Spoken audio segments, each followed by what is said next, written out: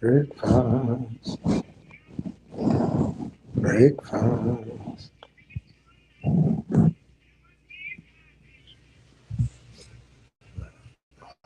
Break fast, break.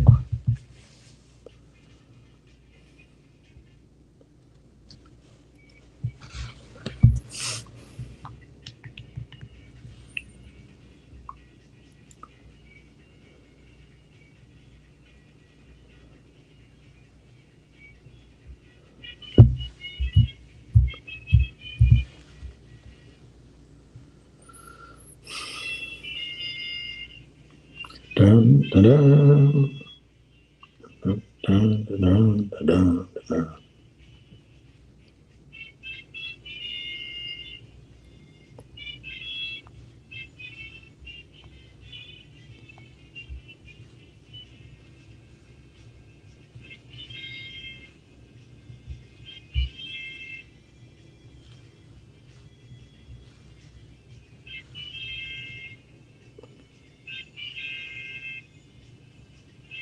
Dun, dun, dun, dun, dun, dun, dun, dun, dun, dun, dun, dun.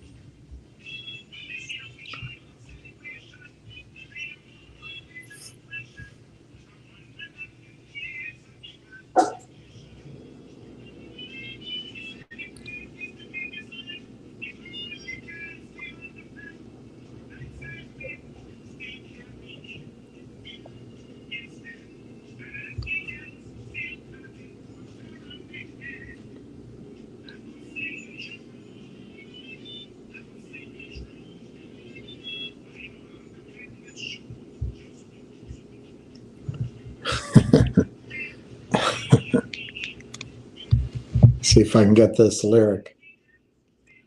Water on their head. I go sing the truth. I go sing the truth. I know lot of men get shoot just because of the truth. I go sing the truth. I sing the truth. I can't fool the youths. I have to tell them the truth.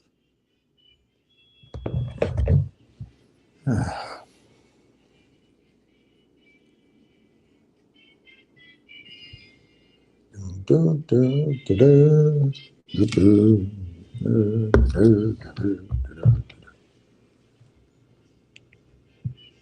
Dun, dun, dun.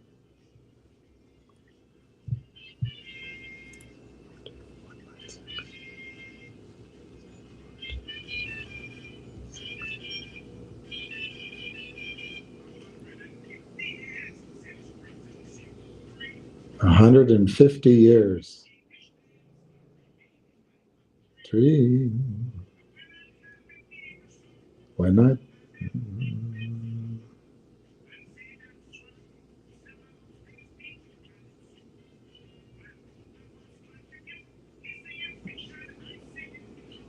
I sing the truth. I wish I could play this song for you.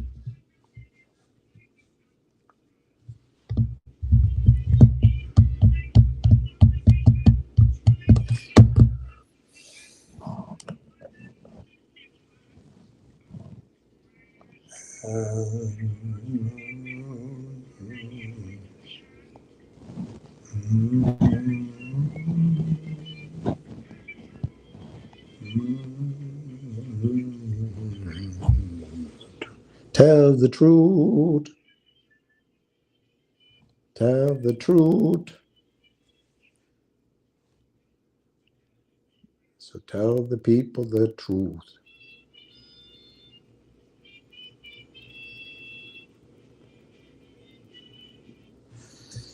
All right. I just deleted Jake Neville. I don't think he's a real person. I will answer his question, but I deleted him because he's being a jerk. If you want to be a jerk, go somewhere else. If you want to come here to gloat, go check your face out in the mirror.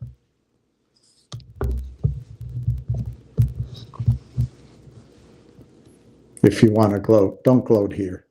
You know what's happened to Finger. You know what's happened to all these stocks. You, Jake Neville, are shorting the stock with your friends. But anyway, Jake asked, is the finger squeeze over? You know, so innocent, so innocently asked. Such a good guy. I've never seen his name before in my life.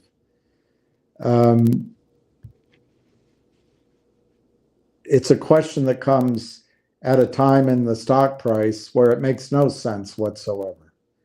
But in my opinion, finger motion is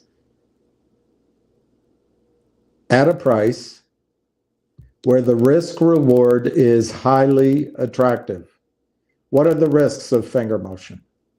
China, Trump, China, USA, trade war, currency war, war. That's one risk. What's the other risk? Execution risk. What's the third risk? To me, how are they going to finance one of the most beautiful contracts they've ever had? Those are the three risks. And then the ongoing pressure comes from Jake Neville and his friends of selling the stock down and acting like complete weasels by bragging about it, gloating about it. Is the finger squeeze over? What a dack. So what could go well for Finger? What could go well for Finger? They have a contract that is bloody amazing. You can look it up in the news. They have an exclusive contract with the Chinese government / governments to provide what they call communication and control vehicles, C2. Cars, SUVs, trucks, drones. They started with 2 in around September. In December, they raised money, $5 million to finance 2 additional contracts, and $5 million implies a lot more than 2. But we have to find out about that.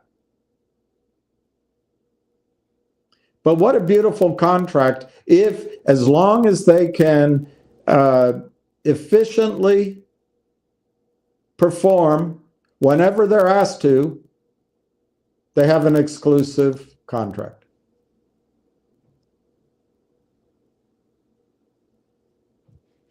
Is the finger squeeze over?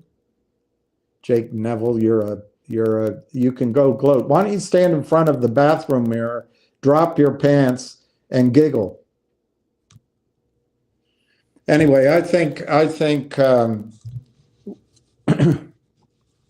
what I expect to come out of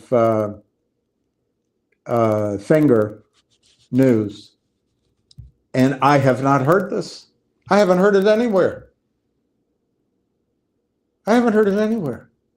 But it looks like the profit margin on these C2 vehicles is really high. Well, we got to find out about that. But there's a delay in payment from the government, which is the greatest creditor out there, as long as there's not a revolution.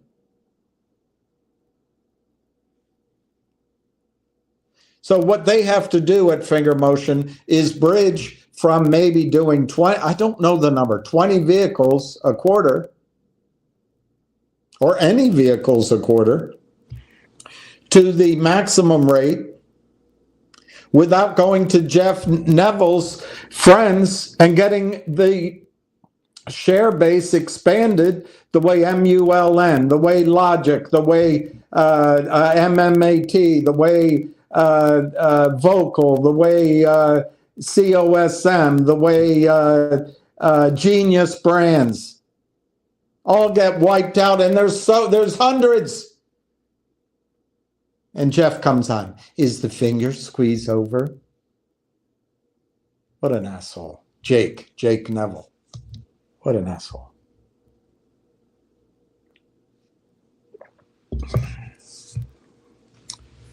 So what's the solution? We have a company run mostly by men, although I would submit to you the one major investor who didn't show up to New York is probably the mover and shaker. I don't know it for sure, but that I think her name is Lily. So Finger Motion's prime mover may be a woman. I don't know. But let me tell you what's behind Finger. Survivors, money, trust, 10, 12 years of relationships in China. I can't do anything about whether China and the United States goes to war. I can't do anything about a tariff trade war. I can't do anything about Jake Neville and his cowardly, criminal, gross friends that all they do is sell stock they don't own over and over and over and over and over and over and over and over and over and over and over and over and over and over and over and over and over and over again. And no one enforces the law. No one.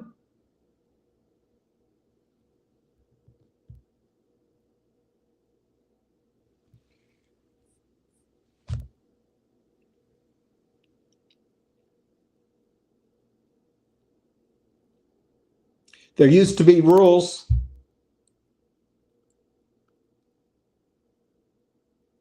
Much like there used to be Palestinian land interposed in the middle of the whole country of Israel. But what you do, you push against those boundaries. You push against the boundaries of the rules. You push against the authority. You push against, you get lawyers. You push against it. You push against it. You push against it. You distract. You get people's minds elsewhere. You come on and you make it about the person giving the truth. You do anything, but you keep pushing, keep expanding, keep pushing. Oh, they're the ones that hate us. We're the victims. They're the ones that hate us. Keep pushing, keep pushing. Oh, there's something going on over there. We got to bomb this, bomb that, and there's Hamas, who we supported, but let's go bomb 92% of all the houses in Gaza are gone. But hey, we were mistreated 80 years ago, and God's on our side. They bomb at 92% of the homes. But you know what? Americans get angry. There's anger. And then, hey, Kim Kardashian has 2 sisters. Hey, that horrible singer is dating that horrible football player. Hey, things are going on. Come on. So start being incremental. Start claiming more. Start taking more. Change the laws. Move the laws. Hire lobbyists. Do it over a decade. Settle with the SEC. Survive it, settle, get Reg Show passed. That Reg Show was bombing all the houses in Gaza. But it took them 15 years to get there, 10 years. And then, man, they just opened up the sluices. It's the same game. Have a fixed objective. Do not be deterred. Lie, steal, smile, cajole, pretend to be hurt, pretend to be honest. Just keep moving to that objective.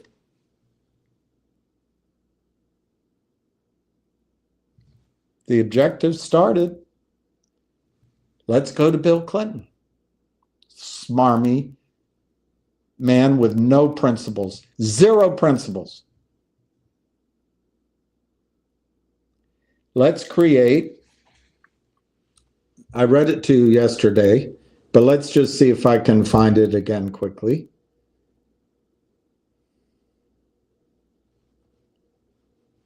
Incredible to me that this gentleman, David Morgan, and his team summarized it so clearly.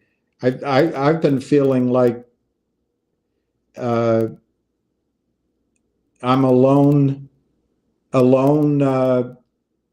witness to what's been happening.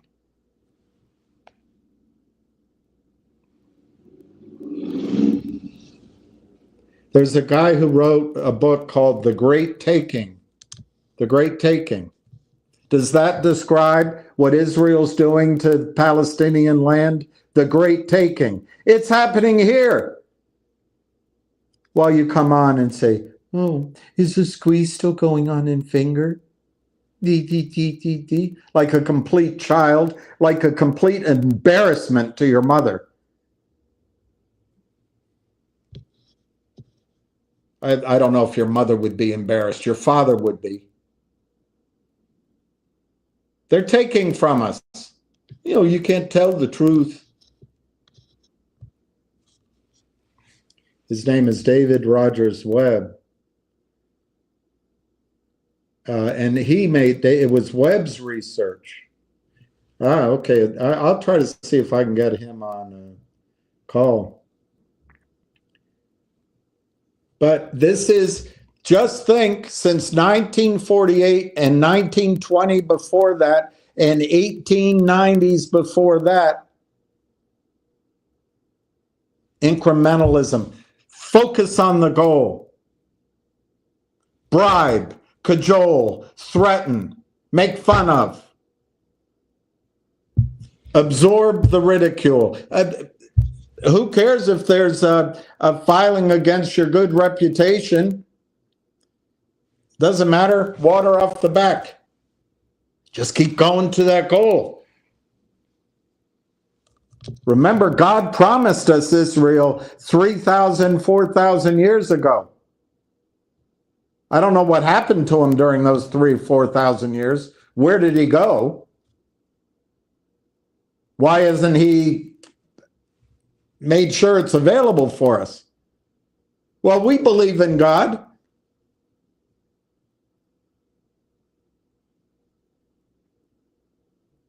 We have no ego before God. We humble ourselves before God.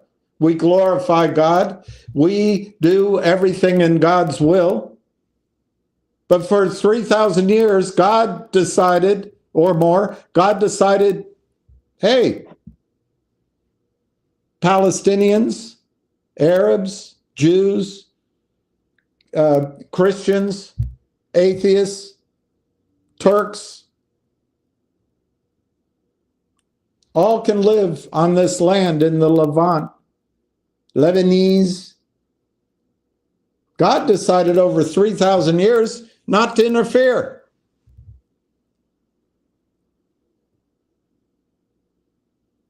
But with a focus and with no conscience, and never, never, never letting anything dissuade the goal,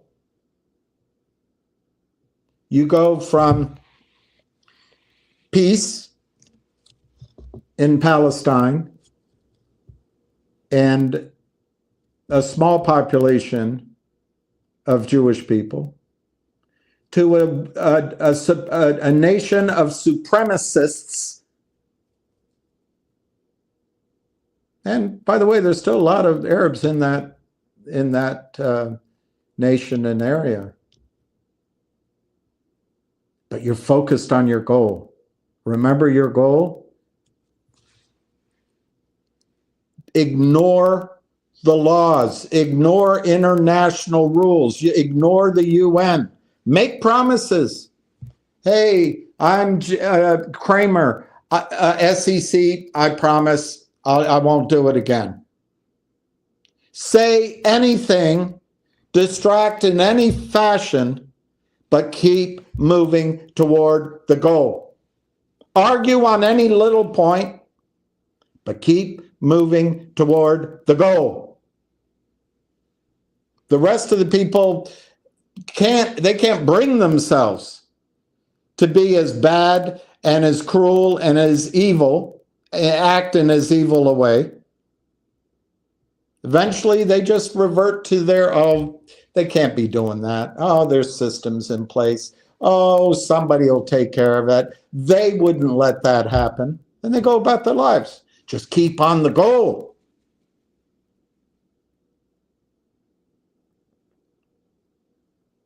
So now in Gaza Strip, there are no homes. There are no hospitals.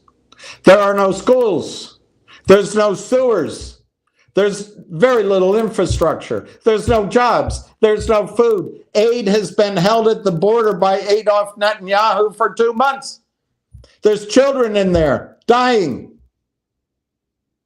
Hey, I know it doesn't do much for our reputation right now, but we don't care what they think. Remember our goal. Remember our goal. Just move toward the goal. Now Gaza is unlivable. Gaza is unlivable.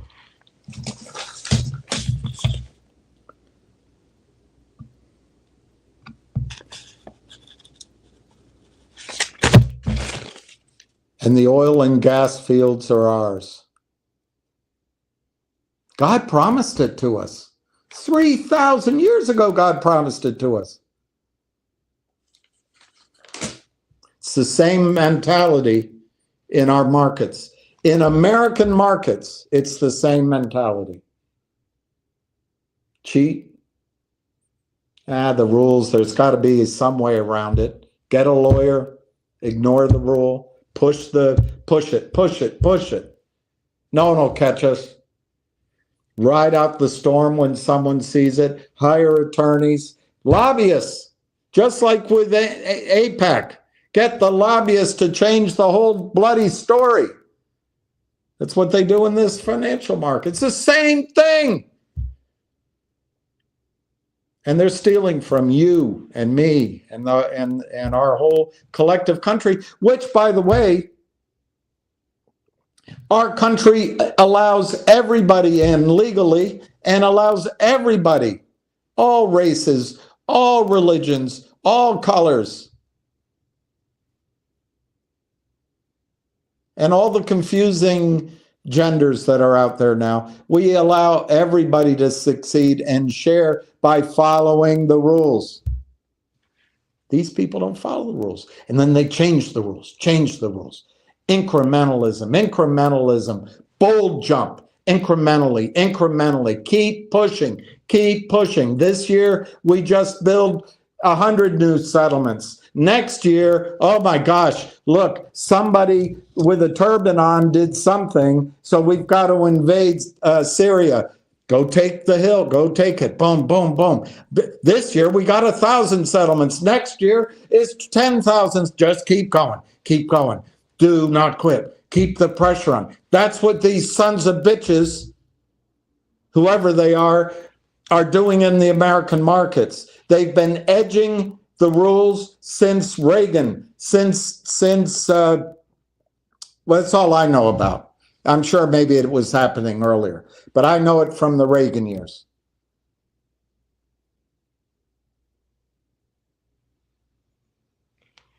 And they get to Bill Clinton,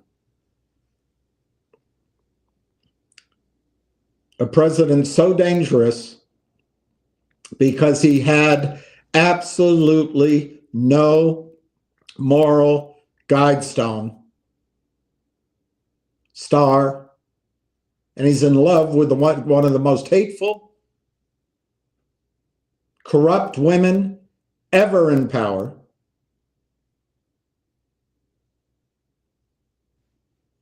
and he's a good communicator. Bill Clinton got their agenda pushed. So incremental, incremental. Then a leap. Incrementally. We'll build the wall around Gaza. We'll put in the barbed wire. We'll put in machine guns and mow the lawn a few times. We'll make sure it's all electronically surveilled. We'll make sure that people they don't have passports and they have to wait in long lines.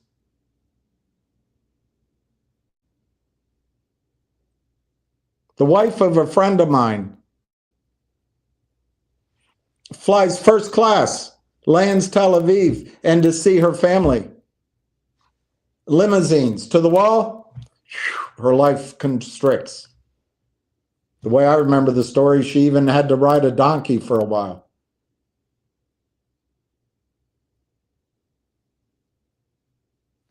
But here in the American financial market, hey, let's have some fun at the expense of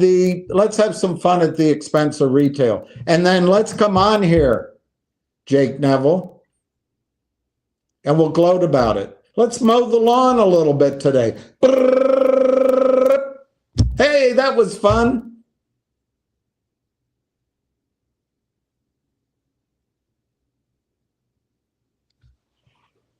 It truly is a sickness. So according to this guy, David Roger Webb's research, so that's where it came from. The global financial system has increasingly engaged in a practice where all securities, stocks, bonds, and other financial assets are used as collateral by the world's largest banks.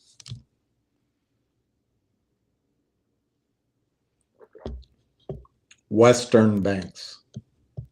He doesn't say that. This practice known as collateral management, that's the other thing. As you move to make settlements and slaughter an entire people, change the vocabulary, call it something, make it confusing, confuse people. It's really simple. We just want to go exterminate Arabs. This land belongs to Israel. God didn't do it for us, but we know God promised it to us. God didn't do it, but we're going to go take it, and we know God's on our side. This is how these people in the financial market are. Just keep pushing. Codify one move. Take that, like turn the country into Swiss cheese. Have little settlements all around. It doesn't make any sense, and it's too complicated. Nobody has time for so complicated. We love the complication. We love the argument. Let's just keep doing it. That's what they did here in the securities market. And then all in one whoosh, you have a president that belongs in the home. You have U.S. foreign policy run by two Ukrainian Jews, Blinken and Newland. And you have a president that does things by auto pen, ice cream at 4, beach at 6. Perfect. 4 years. Let's move the agenda. Move it, move it, move it. And then you get a president who's so wrapped up in real estate, and his daughter is married to Jared Kushner. I think his name is that. Or that's the singer that dated Demi Moore. I don't know. But his son-in-law deigns to look on Gaza Strip and say, wow, this is good real estate.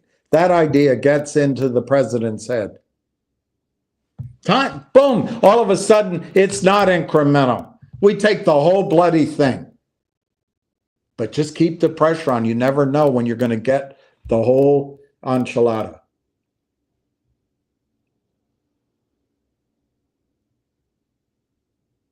I will defend the president in that he sees the problem there, and there's got to be a better solution. I'll give him that, but it doesn't mean it's right. It doesn't mean it's fair, and I think Israel should bear the brunt of the cost. But anyway, the analogy is the same here. According to Webb's research, the global financial system has increasingly engaged in a practice whereby all securities, stocks, bonds, or other financial assets are used as collateral by the World's Bank. This practice is called collateral management. Mow the lawn. Oh, they hate us. They grow up to hate us. Is carried out without the explicit knowledge of individual investors and institutional funds. Hey, why should they know? We have our goal. The financial securities are pooled in a centralized depository like the DTCC. The securities are rehypothecated multiple times.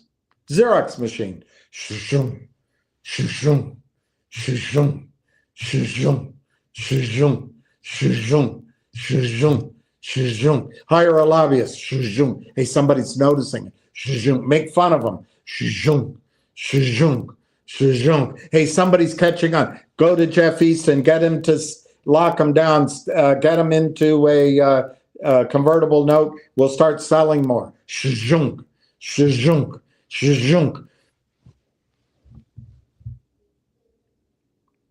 Rehypothecated multiple times, creating extensive collateral chains, which expand the derivatives market. Rapidly expand the derivatives market. Since its establishment in the 1970s, this practice, which initially, hey, let's sign an agreement. We'll agree that even though we were less than 4% of the population before Menachem Begin came in with his troops and jeeps, tanks, and machine guns, and just the Nakba, the catastrophe, we'll now agree. We'll have a little legislation internationally. We'll make it about 60-40. We'll agree to it. No harm in agreeing. Keep the agenda. Keep the agenda. Keep the agenda.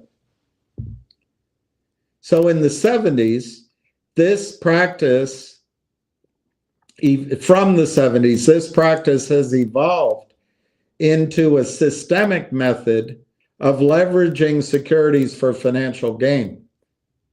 They don't want to point out that this was Bill Clinton, so they stretch it back. But it's just like the UN charter, whatever, I forget the number of it, decades ago. Keep pushing on it. Keep pushing on it. Ignore it. Ignore it. Keep claiming more settlements, more land. Move, move, move. Slaughter a few more. They're angry. Stop for now. Stop for now. All right, we can get back to it. We can get back to doing it. We can get back to doing it. And if they respond, if anyone fights back, oh, hey, we're just trying to raise our families. We're good people. Hey, don't come after us. It's the same freaking corrupt game plan. So this practice was legally formalized through the 1994 revision of Article 8 of the Uniform Commercial Code. The 1994 revision of Article 8. 1994. Bill Clinton. Very similar to getting the fat fart to sit next to the president and have the president say, why don't we turn Gaza into a big, beautiful development, which I actually don't think he wants to give to Israel, which bravo for that. You get it all of a sudden, incremental, then you get it all. Well, here, incremental apparently since the 70s, push, push, push. But then all at once, with a president's signature, 1994, a revision of Article 8, the Uniform Commercial Code revised. You get it all. All of a sudden, the framework is completely different. You win.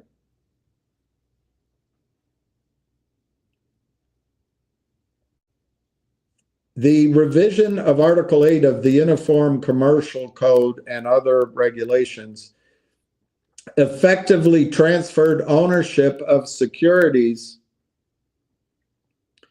to central depositories,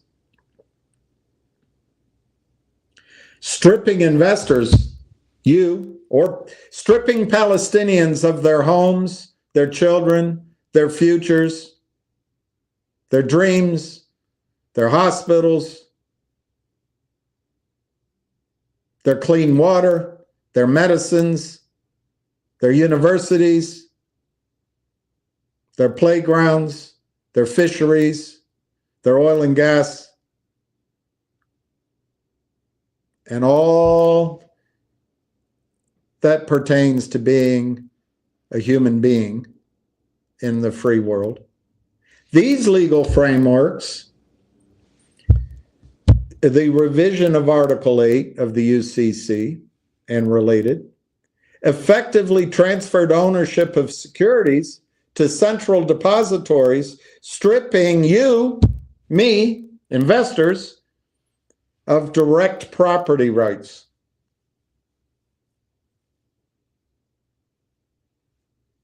And those assets, those homes, those children, those sewers, those highways, those airports, the freedoms, the hospitals, the universities, the jobs, are all at risk.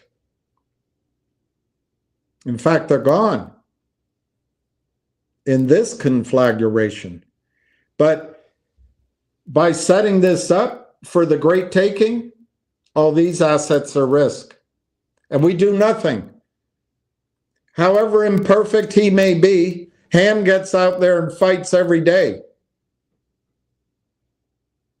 Other people go to their comfortable life, tisk tisk, and Jake Neville comes on. Is the squeeze in finger still going on? Right in your face, he comes on to ask that, to gloat, to let you know that God gave them the right to steal your securities. And isn't it fun?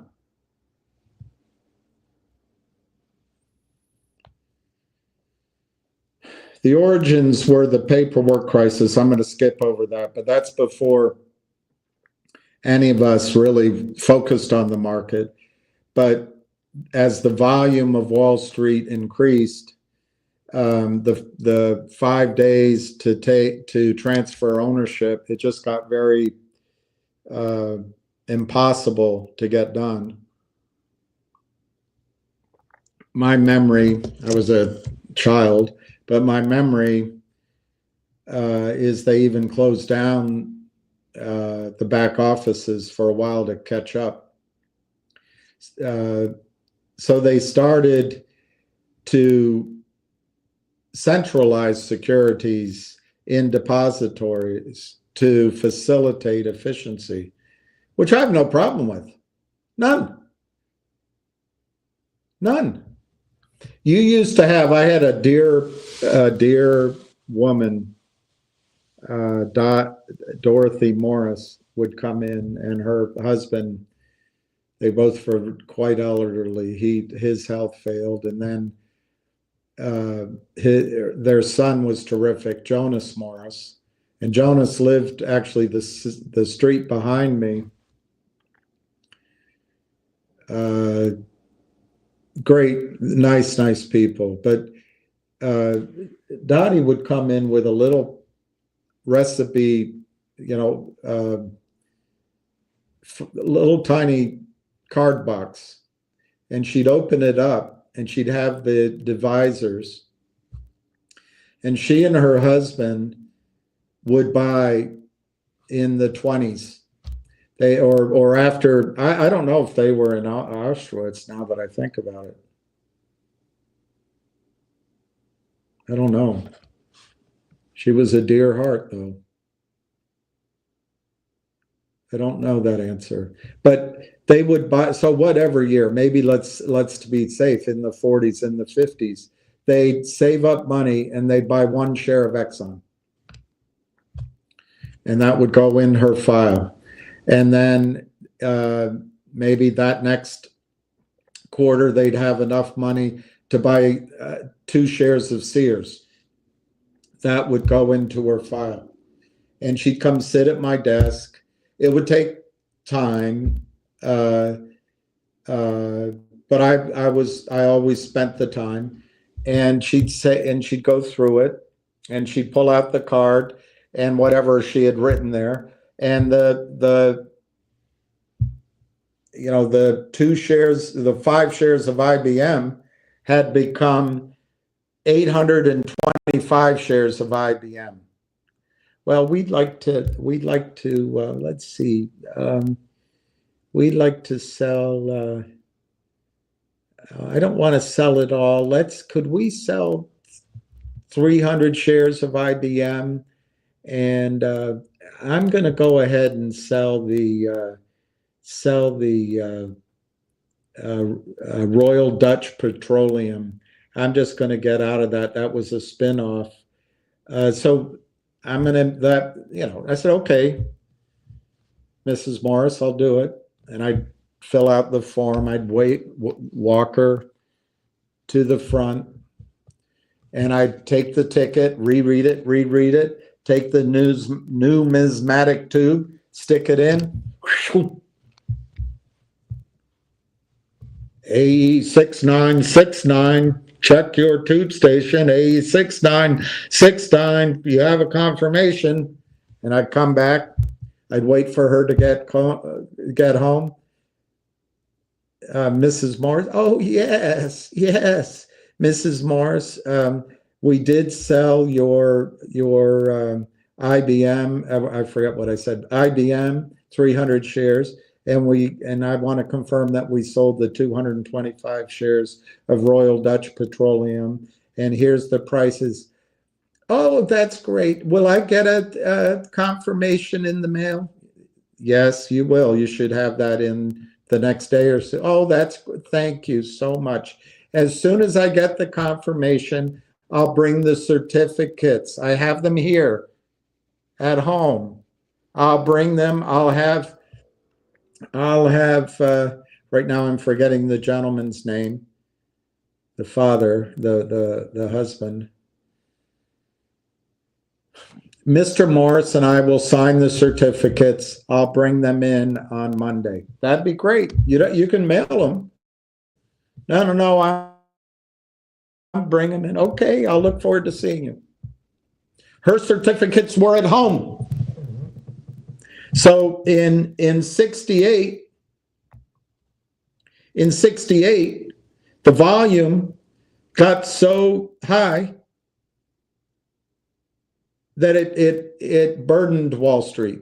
So what they did is they encouraged people to bring their certificates into Merrill Lynch and other places, put them in your account. There was an older broker that always said that when he had opened a new account, people would be talking about what should we do. He would say, well, the first thing is let's bring all of your certificates, all your securities, and place them in the account. And then Merrill Lynch created the CMA account, the cash management account, to further encourage people to bring all of their securities in. And the idea was you have type 1, the securities are held at Merrill Lynch, on deposit with Merrill Lynch, in the vault, in the depository, the centralized depository, in the name of Dorothy Morris. She never brought him in. I could never get her to do it. But it would be held Dorothy Morris in her name. She would never go on margin. But if I could get somebody to bring their certificates in and open the CMA account, that was type 2. So those shares were held at the same depository, but they were held under the street name of Merrill Lynch, Pierce, Fenner, Smith, and Bean for the further benefit of Herb Crumbine.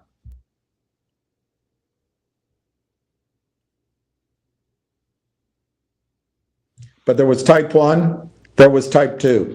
Physical certificates, type 1, type 2, type 1, type 2, type 1, type 2. And it was up to the investor. Anybody that had a CMA account could ask that certain certificates be placed into type 1. So they would be at that central depository in the name of Herb Crumbine rather than in the name of Merrill Lynch for the benefit of Herb Crumbine. Herb was a broker I worked with, actually. He wasn't a client.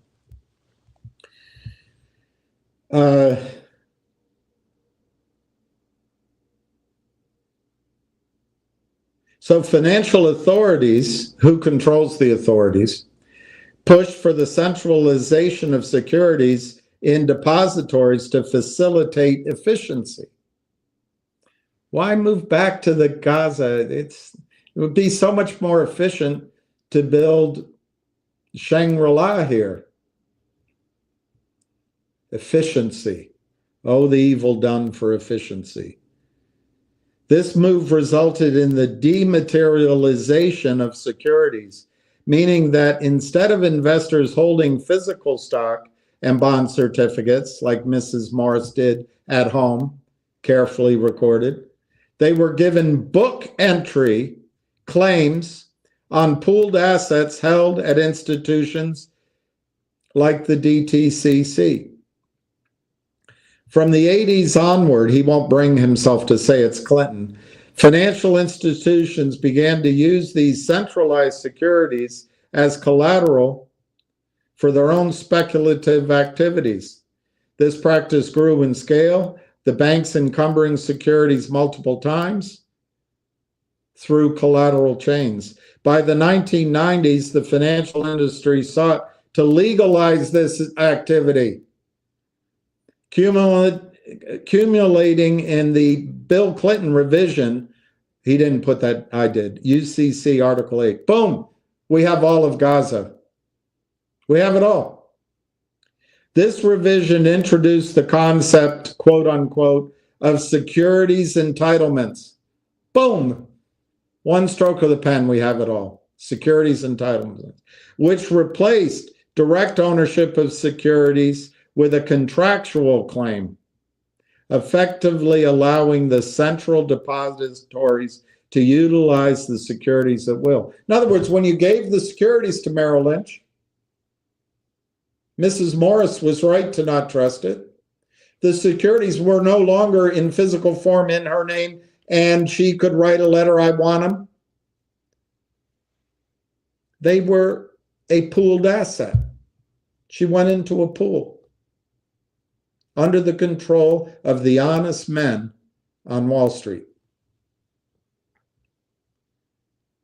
Rehypothecation, there's hypothecation and rehypothecation. The practice of reusing pledged collateral to secure multiple obligations. Why stop at Gaza?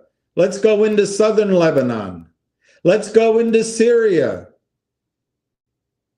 Let's see if we can leverage this and get approval to launch into Iran. Let's lever it up. Let's go for the gold.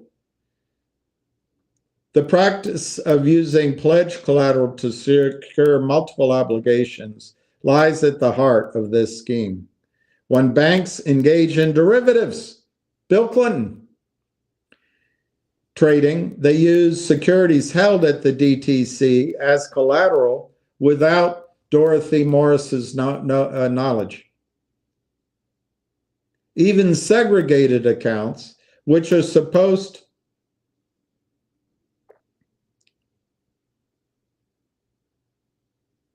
to be separate from pool securities, are ultimately included in the same collateral pool. The U.S. Federal Reserve acknowledged this in legal documents that investors do not, Mrs. Morris does not have rights attaching to particular securities in the pool. The United States acknowledges that the Palestinians should just move out of Gaza Strip and go to other countries. They no longer have rights. And who would want to be in their own land anyway? It's all destroyed and obliterated. It's real progress for the street. The legal and regulatory structures introduced under the UCC and EU frameworks have effectively turned securities ownership into a form of an indirect claim. And in other words, they owe you the value. We'll argue about that in court, but they don't owe you the stock. Let's see if we can find another place to live. Maybe Greece, maybe Egypt. We'll build you a beautiful new house. We'll decide how much it's worth. We'll make a community. We'll decide if it's a good enough one for you. We'll debate the value. But you no longer have outright ownership. You just got a value that we'll figure out. If a major financial crisis were to occur, the first rights to the underlying securities would go to the secured creditors, the people who created the derivatives, the people who bought the derivatives. Not you. And no one cares. No one cares. Ham, in his own way, fights this lonely fight, and Jake Neville comes on here to gloat.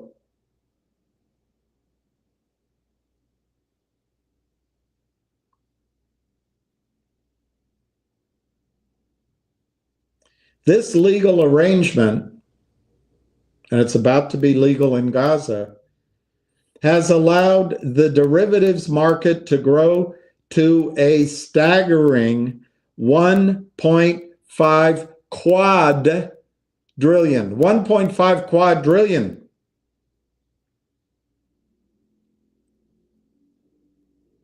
The destruction of Gaza Strip in about 10 months has allowed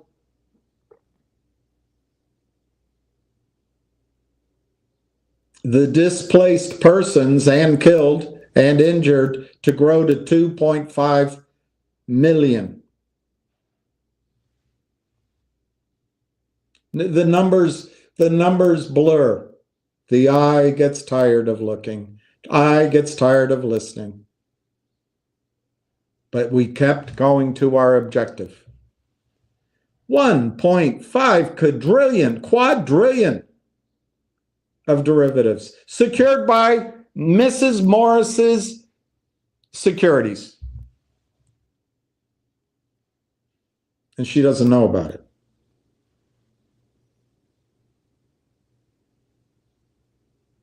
This explosive growth has been driven by the unregulated and limitless,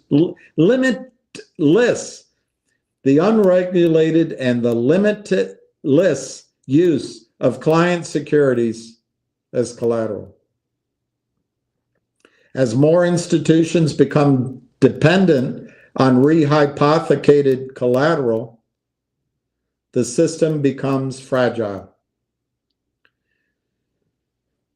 The failure of a single major institution could trigger a cascade of defaults, reverberating throughout the system. If such defaults take place, the financial institutions would have the legal authority to seize all securities used as collateral. Go in there, Adolf Netanyahu, get the job done. Just clean them out, get them done. Go into Syria, go into Lebanon. Let me think. Let me get back to you on Iran. The total amount of securities held at the DTCC and at Euroclear add up to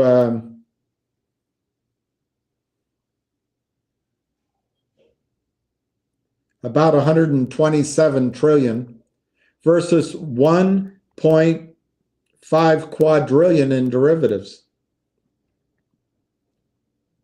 This collateral falls dramatically short of obligations tied to derivatives. All right, I'm going to stop there. Ham called in. Let me see if I can get him. But thank you, Jake Neville, for your input.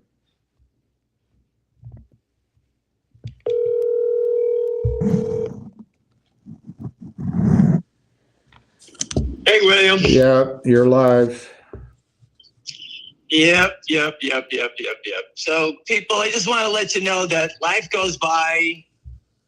No one gives a shit.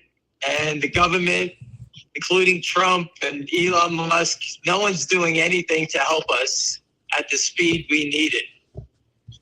And, I just find it appalling that we all wanted Trump. He's throwing out the illegals. They have not arrested anybody for anything. It's just like, I'm at this point, it's just like the politicians just steal. They all protect each other. They don't arrest each other because they all intertwined, I guess. So they're all tied to each other. I don't understand it. We're watching, I put up Jamie Dimon. I put a video up last night of Jamie Dimon saying the SEC knows everything. And if you put a tweet about our bank, you should be investigated. That's what he said. So I just went and Googled, and JP Morgan sold 77 billion shares of stock illegally, 77 billion.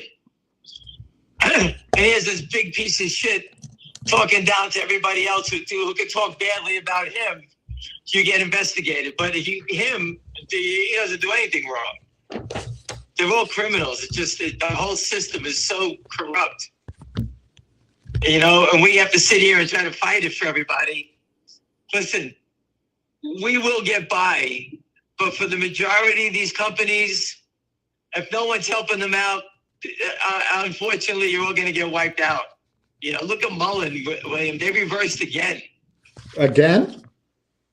They reversed again, and it was down again. This is the 8th time. Look at the 52-week high to where it is, if you can. I think it was 47,000 to $1. That's how much money was stolen at MULN.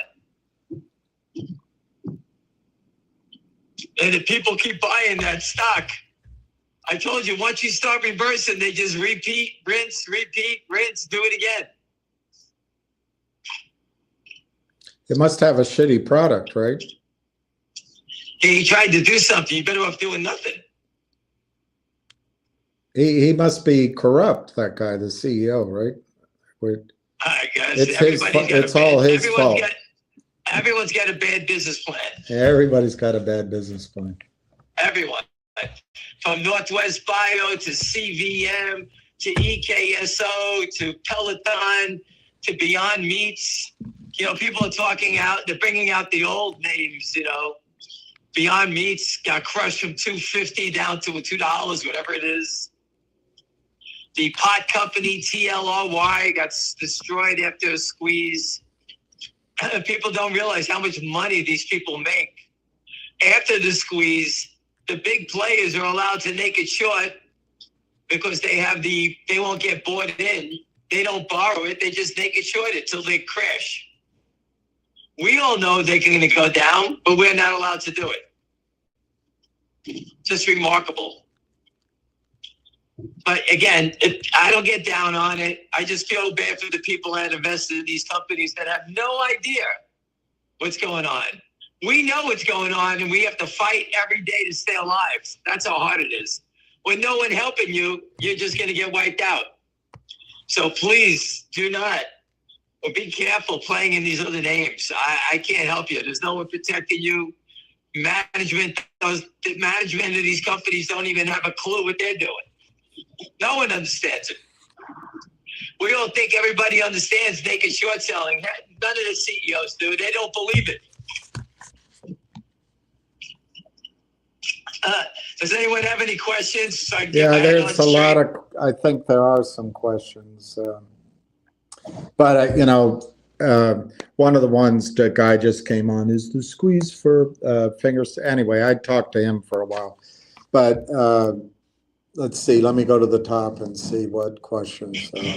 The biggest one, for example, is G-Bucks. What do you expect there? I expect it to turn and go up. Listen, I can't babysit a stock all day long. I have to do things. When these guys knock it down, give me a day. I'll find some buyers. We'll take it back up. That's just the way it goes. I'll just go down some of these. What are your thoughts on the mother of all short squeezes in GameStop? What do I think about it? Do you think it's going to happen? The only reason it's going up because all the longs keep pushing it, keep pushing that narrative. The CEO, he's given up on the short squeeze because he was told to give up on it. So whatever he's trying to do, he has to build his business and give up on the game. Listen, the company's had 15 short squeezes. I just don't, you can buy it. Everyone keeps pushing it. And everyone keeps trying to use this one as the one. I just don't believe it. The CEO,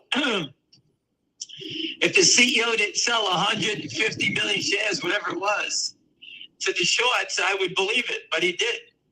He didn't sell 10 million. He sold 150 million. And for those who don't believe me, not one person ever filed that they bought it. That's a lot of stock that no one reported that they bought it. It's pretty easy. I don't know what to tell you about that. I hope it works. Good luck. If the Fed were to bail out these trades, these hedge funds, these banks, what does it mean for short squeezes? Why would the Fed bail them out unless there was a short squeeze? Correct? That's a good point. Yeah, so basically, you're saying the Fed's going to bail them out because of the short squeeze. Well, he's saying I don't give a shit who bails them out after they get roasted. I could care less. No. Yeah. Listen, the stock market is supposed to be an orderly market. Meaning that if you're short, you get covered, you got to buy it in. There's no one protecting you. The brokerage firms. Sooner or later, they got to pull the Band-Aid off of this trade. They got to expose the criminals. It can't go on much longer. That's just the way it is.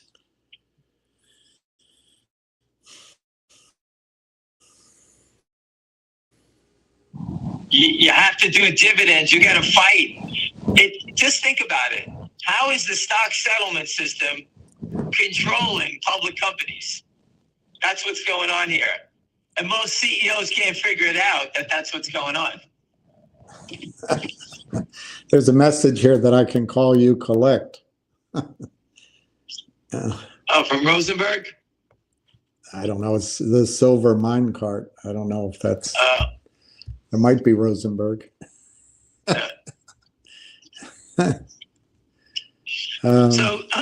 So people, I'm just trying to show you. I've been doing this 25 years now, and life moves on. And you know what? No one gives a shit. The government doesn't care about us. It's just remarkable. The whole stock market is completely fraudulent. For those who have pension money in here, you better learn how to protect yourself and get it away from these people. They're animals. They steal from the military, the police. They don't care. They're doctors, their own lawyer. They don't care. They don't care about anything. And time is a killer. We all know that. And, like everyone else, we all have families. We all have lives. And William, I was just told by my cousin that my nephew just overdosed and just passed away. So life goes on every day. We have to deal with family issues. And family issues mean that my sister may need some money to take care of my nephew who passed away. And you know what? I don't really have that few money to give them. And it's a disgrace. And the more I hear this stuff, that Jeff Easton is standing here robbing me and my family, the more angry I'm going to get. I'm going to tear this motherfucker's head off when I get him. And I don't give a fuck who he is. But this is what we all have to deal with it. And you know what? It comes down to where money can help us sometimes, or help a family get through a crisis or something like this. And when my hands are tied because of a security fraud, you know what? I'm going to get pissed off. And this is what goes on. And it's not just me. There's other people out here that had terrible tragedies. I hear it all the time from people. But we just go on like it's no big deal. But every day I hear the heartache of people that have, can't pay their mortgage. They can't pay their phone bills. Their kids need college money. And it's just that these people don't give a flying shit about anything, including Trump. How the fuck does this Trump take care of Kid Rock with scalpers and the whole stock market is in disarray? Now, I got it. Kid Rock helped, promote him, whatever he did. But that is the most ridiculous thing I've ever heard in my life. And to do a photo thing with him in the White House, it shows me that what's going on here is just insane. What Rosa wants to know is can you discuss further the naked short ban that apparently is upcoming? A lawyer called me up and told me that's what he got at someone out of DC. What can I say? That's all I know. I said, I'm like you. I said the same thing. Hurry up. Why May 12th? What are they waiting for? Right? I said the same thing you would say. I'm only telling you what I'm hearing because if it's true, I want you guys to have a feeling for it. That's it. Because if that person's right and you are sitting here waiting to buy a stock or you don't believe it or whatever, and it does happen on that day, you're missing out on a great opportunity to make money. That's what just like I'm trying to save my family now.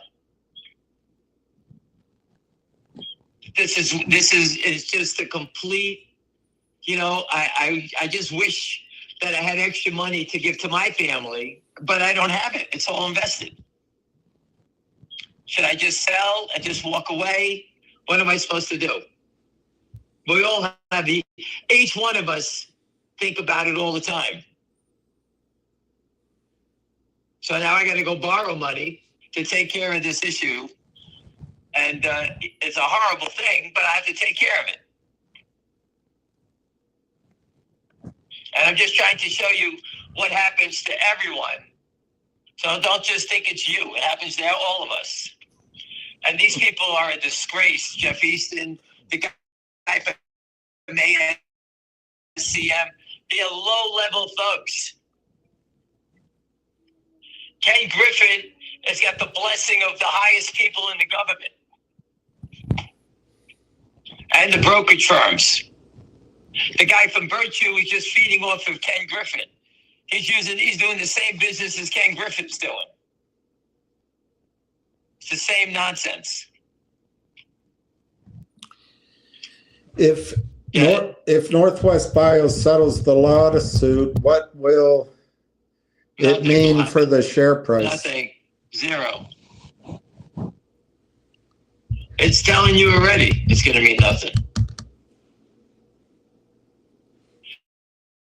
The CEO is going to take the money after the lawyers take 50% of it. So let's say they wind up with $40 million. The CEO is going to take the money and tell everybody he's going to build out the product to get it to the marketplace, right? Right. Get it approved. So if the company gets approved, let's say they have $40 million. I don't know the number. I heard it's going to be 80. So let's say they wind up with 40. That's not enough, is it? That's not enough. That's I don't know. 80 million on they've been shorting it for what, a decade? The CEO of the company, what was his name? Les Goldman.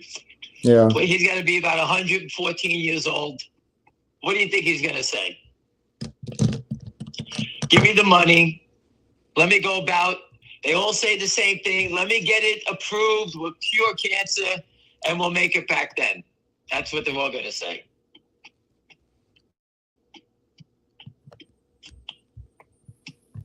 If it was me, I would stop curing cancer. I would hire 2 IR firms and have them flood the world, every newspaper, that they're stopping us from building a cancer company because of counterfeit shares. And I would do something to help get the stock going, to help the shareholders out. That's what I would do. But, these guys these people that are trying to save people's lives from cancer, they feel like they're close and they want to get it done. I hope they get it done. Who wants to have people with cancer? So Wes Christian apparently said there's a mother lode, I assume, of information, but maybe he means shares with MMTLP. Do you think there is such a breakthrough coming? Say that again. I don't understand. The question says Wes said mother lode with MMTLP? Question mark. The mother lode with MMTLP. I assume it's either information or discovery, or maybe he's just talking about the shares. But that's the question. I don't know how to interpret it further. Wes said mother lode with MMTLP. Well, that goes back 3 years ago when he was on Charlie Payne. He said that. Yeah, that's not a new statement. Oh, I thought it was new. Okay. No, that's an old statement. And by the way, I'm the one that got MMTLP, got him Wes Christian. It was me, by the way. So if anyone had any questions about that, I did that for them. Well, listen, the mother lode. Listen, the intriguing thing about MMTLP that it stopped trading, and when anything stops trading, that's the key. That's when you can get your answers. And the reason they're not giving you any answers is because they know that it's all out of whack. That's why, Yeah. So that's, they won't, if it was all balanced out, you would know already, right? Yeah. Why won't they tell you? I don't even know who are the people asking for the information. Who's withholding it now? Is it FINRA? Is the SEC? Who's holding it back? Who are they fighting? It's going on so long, I don't even remember who the hell they're fighting anymore. They're just waiting for people to die and to somehow bury this whole thing. That's all they're trying to do. They know you have no money. Wes Christian only works if you're going to pay him. You know, they don't like to work for free lawyers. They like to get paid a lot of money, but they don't like to put up any money.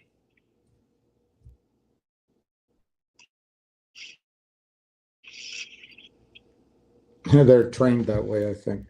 Yep.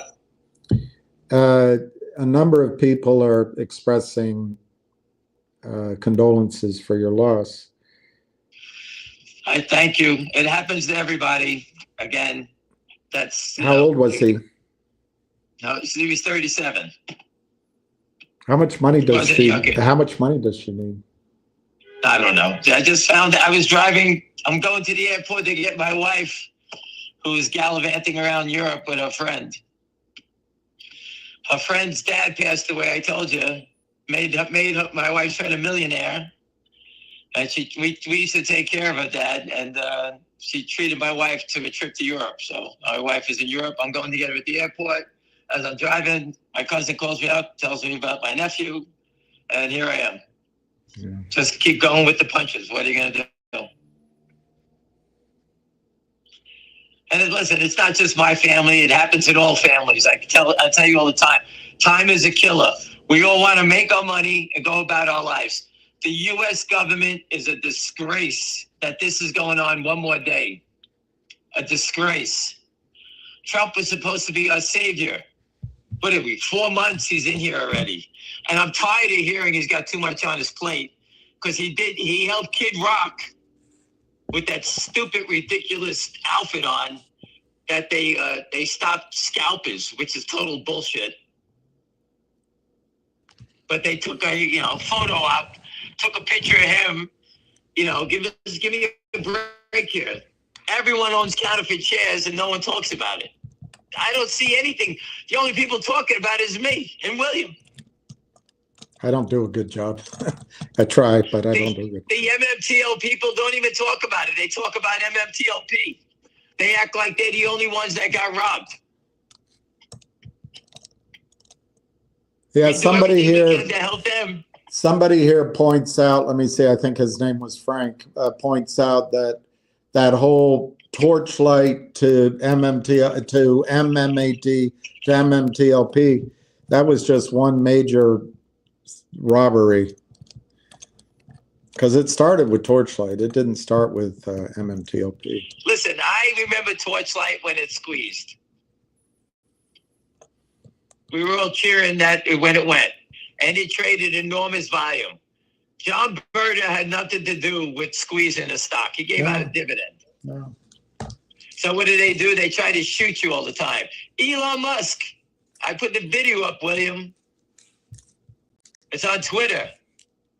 The shorts went after Tesla multiple times, short, distort. The SEC went after Elon. Never once did they go after the hedge funds that started the trouble. Elon Musk said it. That's the richest man in the world. And we can't win. We got the president and the richest man in the world versus a bunch of idiots. Idiots. I don't know who's stopping who from doing this. It's just ridiculous. Idiots. It's for you.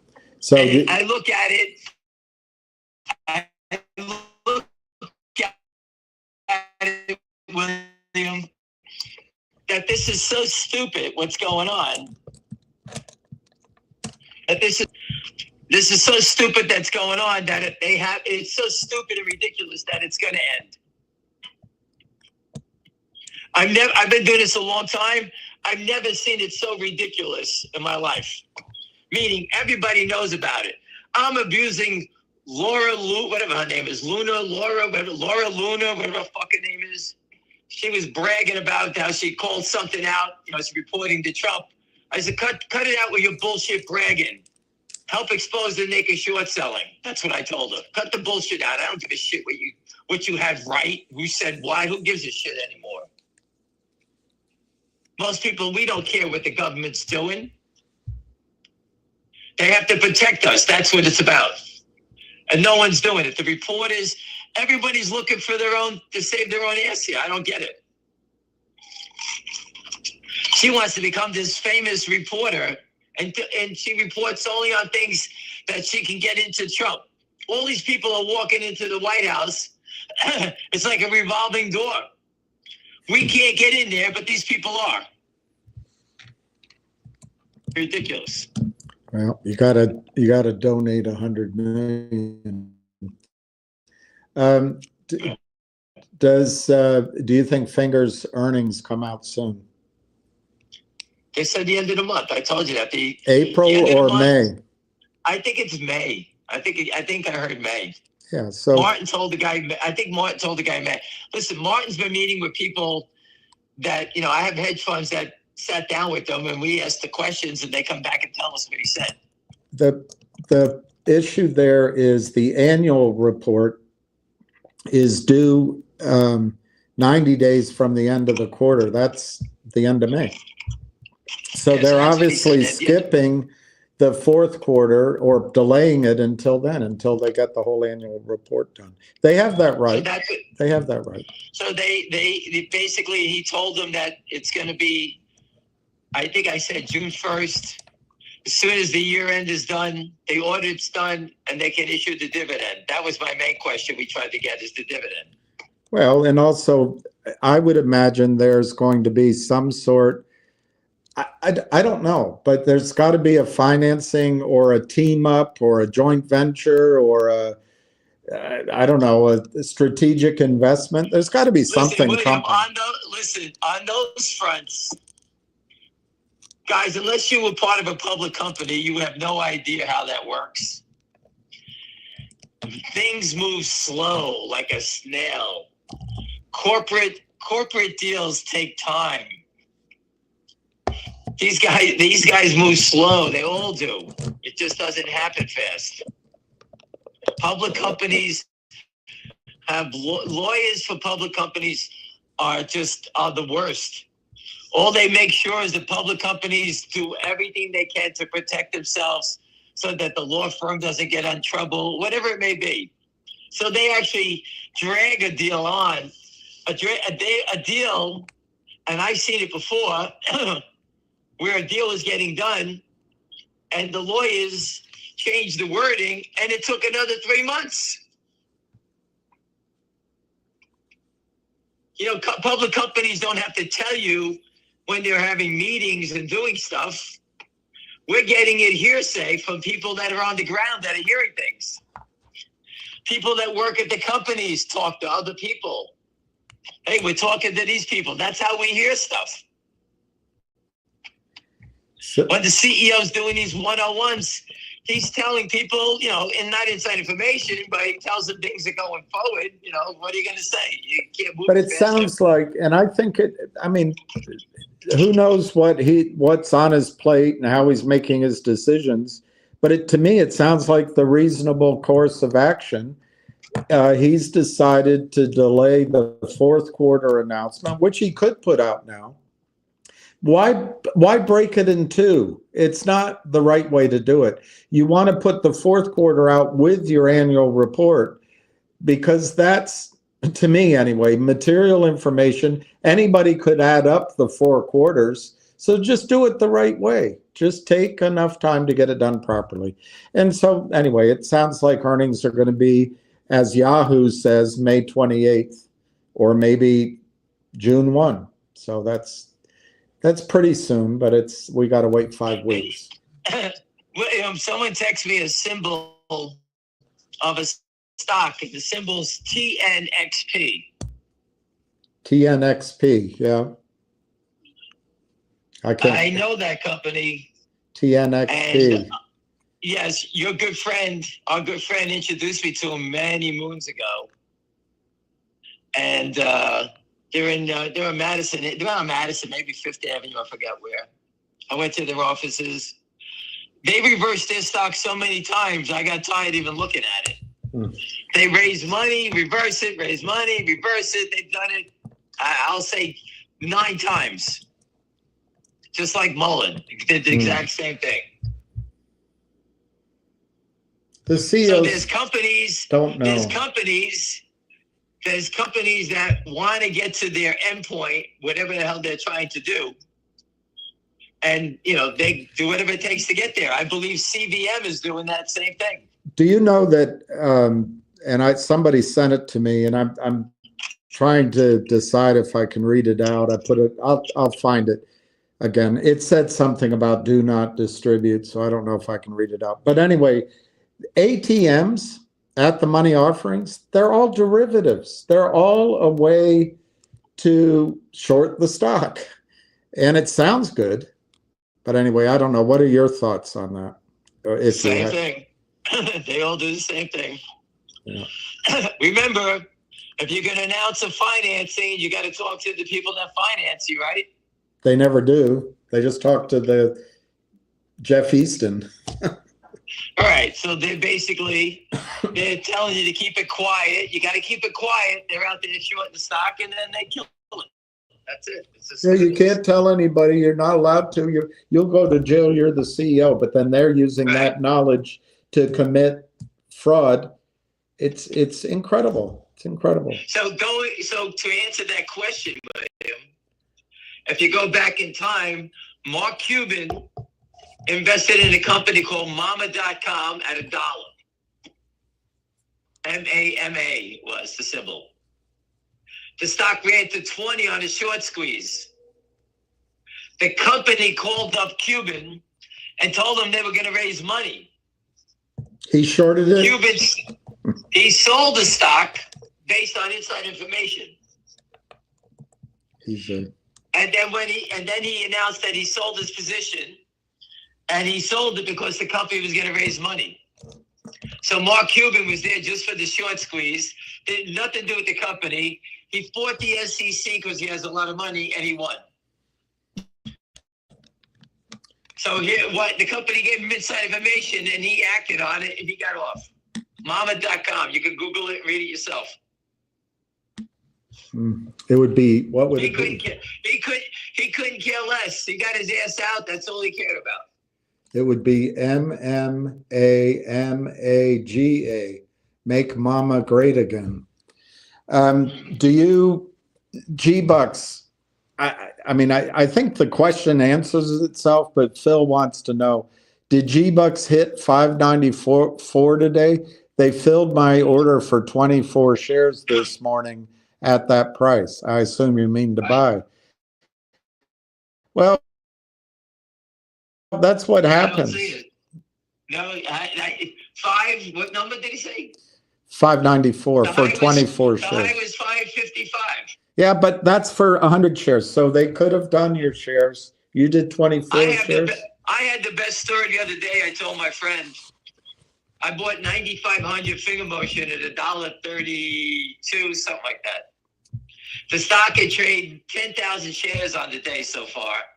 I bought 9,500 at 132.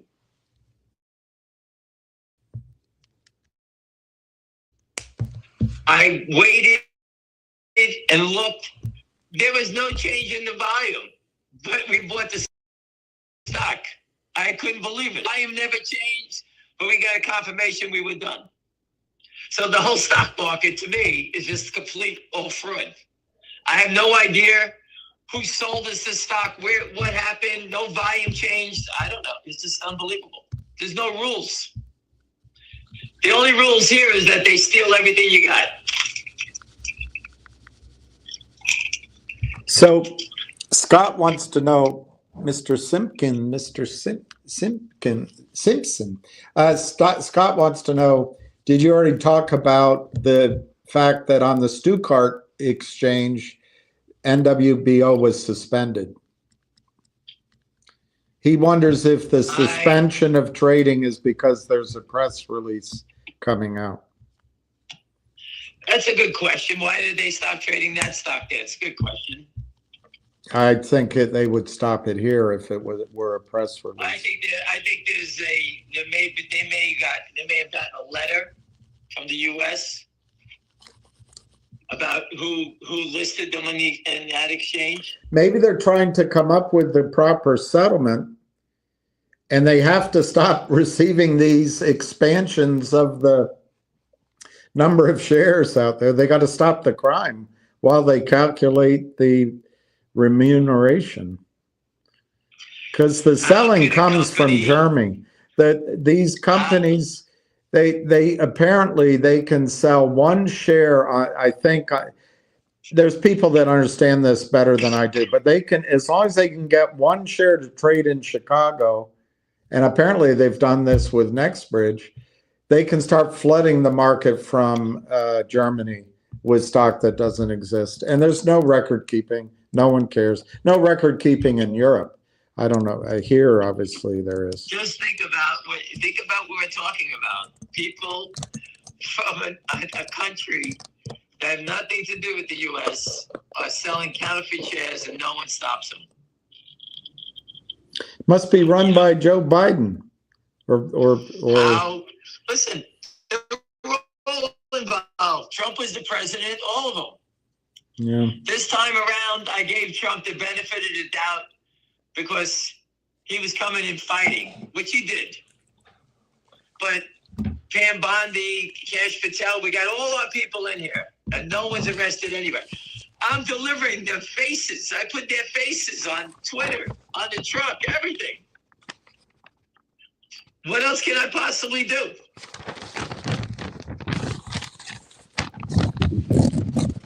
Clean the rug before your wife gets home? Oh, thank God it came. Thank God it was sunny out today because it dried it up. Your wife is probably listening to you right now. No, thank God she's on a plane. If anybody's around JFK, I'll be there in like 20 minutes. British Air. I didn't know this. Somebody mentioned this. I didn't know that you said this. Someone said you said, Joe wants to know, is Ham really done with the market in June? And what is it about June? As soon as Finger Motion does his dividend, I'm done. I'm here for Finger Motion and GBUX. That's it. I'll talk about other names, but I will not help anybody. The CEOs of these companies need to help themselves, so I'm not doing it. So, how long, Tom is asking, how long do you believe G-Bucks can be shorted with all these different? I don't know how long. It's just amazing. They went from nothing to 3 million shares. Think about that, how fast they did it, right? How quickly was it nothing? It was 1 million shares when we started it. Now it's up to 2.8 plus, whatever it is. I just rounded it out to 3. So I've pointed out, and I'll say it while you're on the phone, this trade from Ham's standpoint, he was telling us about it at 70 cents, 73 cents. I even think 69 cents. But anyway, 70 to 80 cents, that's 10x. That was a winning trade. Of course, I never saw it. I didn't sell it. It did it twice. I'm not selling it. Yeah. I'm not going away. I gave up 100 grand. I could have made 100,000 profit. I didn't sell it. So what do you think it's going to do? I think it's going to 100 to 150. The more they sell, the higher it's going. Listen, the story came out of Goldman. I don't know about you, but they may not move as fast as we like, but they're putting together a company that's going to survive and make it. That's all I look at it as. Why am I going to panic out? Because some guy's manipulating it, selling 100 shares? That's not scaring me.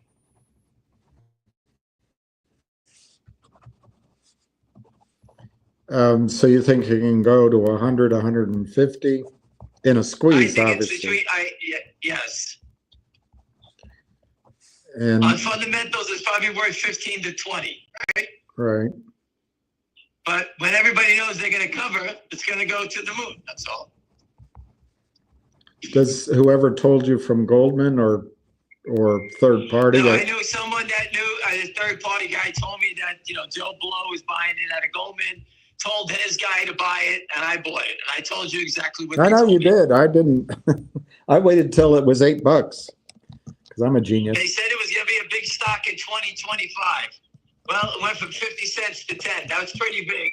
But with the shorts keep playing, that got my interest because that tells me it's going higher. Is it all the same shorts? Yeah, it's the same people. And they're out of Boca Raton or somewhere? No, it's Jupiter, Florida is the market maker, ASCM. The market ASCM is like that fat fuck from Morgan Stanley who said he shorted every day, right? Right. So he is just the gateway into the marketplace. The fat guy from Morgan Stanley and the guy from ASCM. The guys from ASCM, 100% only deal with naked short sellers because they're a shit firm. No one would give them any business. So they're partners in the crime, right? With the naked short sellers. They probably murdered 1,000 companies, ASCM. They give those guys the order and they put it into the system. On Wall Street, William, you're supposed to know your client, right? Absolutely. These guys know their client. They know they're bad. They know they're naked shorting. But they don't care. Just keep paying me. And if they get busted, ASCM is just going to point the finger and say, hey, it's this guy out of the Caymans. Black Tower. That's who it was. I reported it to the DOJ. I reported it to the FBI. FBI Miami, FBI New York, FBI this, FBI that. It's too confusing. All they have to do is walk in the door. Let me see your phone records and your cell tickets. Who's giving you your orders here? They'll point them out in a minute.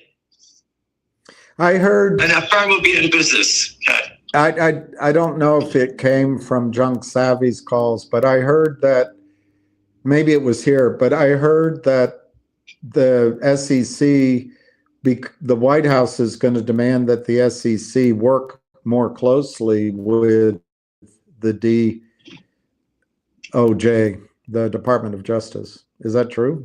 Listen, all I know is that Hal Mintz, the other fat fuck who bought the house in Fisher Island for $10 million, was caught by the SEC for naked short selling scheme. How is that guy not in jail? He paid a $2 million fine. He owns a $10 million house. Who knows how much more he stole? He's a criminal. And if he's not going to go to jail, I want to do it. He's a good client. He's a good client. Right. I want to steal too. We all want to steal. It's free money. Why can't we do it? Will G-Bucks... If there's going to be no rules, I want to be part of that team and steal whatever I can. What's the difference? Will G-Bucks get to the $9 mark again? Pete bought... I love that. It's going to 100. You think it's going to 100? When do you think it is? We want to know when. Get in line. We all want to know when. My older brother said it best. He said, just, you know what? They're going to happen. It's just going to be when you look the other way, like candy camera, when you least expect it. That's how it happens.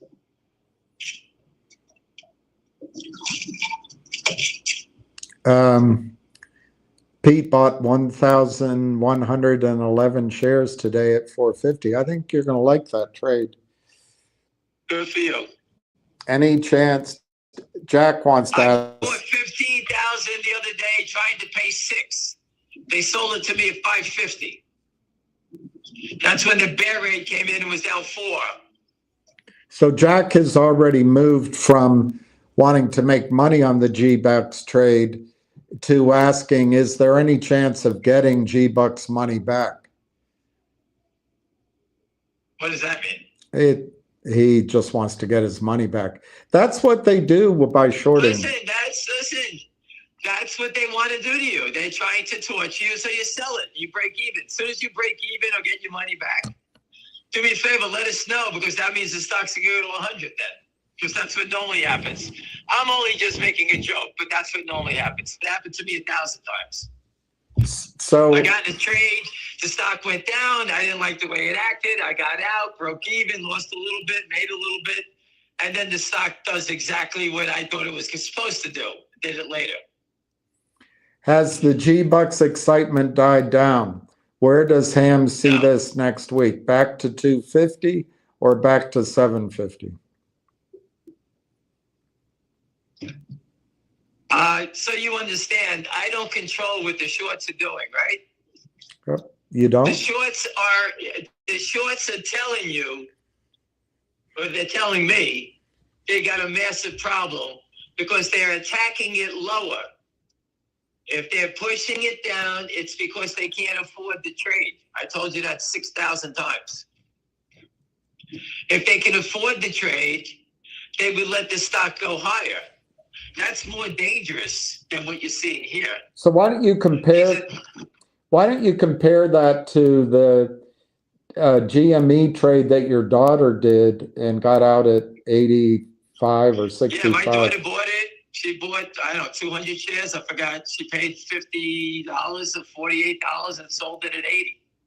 So that was a case where the shorts let it go up before they probably were selling all the way up, but they didn't interrupt people giving them money to steal. That's exactly right. They let that stock go higher. Yeah. And then they slaughtered it. And my daughter, without me even, she just listened to me. She sold it, made the money, and just never bought back in again. There you go. And so that's a distinction. I will interject here that there's been several times where shorts look like they're in trouble and somehow they're rescued.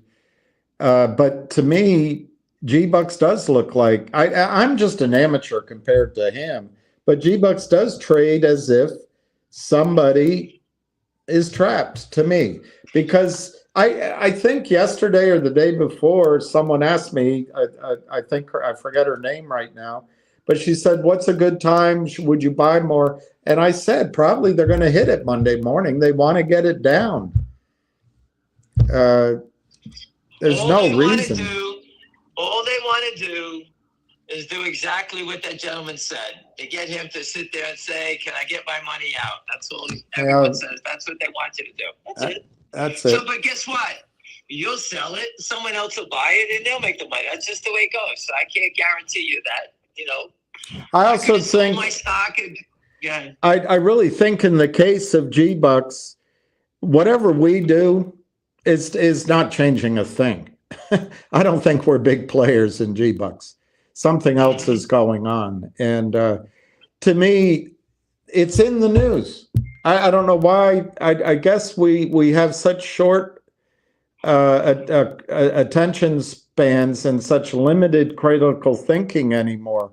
We're all TikTok. What's the newest? What's the newest? They've put out the press release. What we're waiting for, obviously, they have to clarify, is the 200 million coming in all at once? Once they announce that, they also need to announce how are they investing it, all right, and they should update on the plan, all right. But once they announce they have 212 million in, and where the stock came from, I don't understand where the shorts are going to continue shorting. I don't know. Listen, the only reason they're attacking this fast because they know there's news coming. They know it.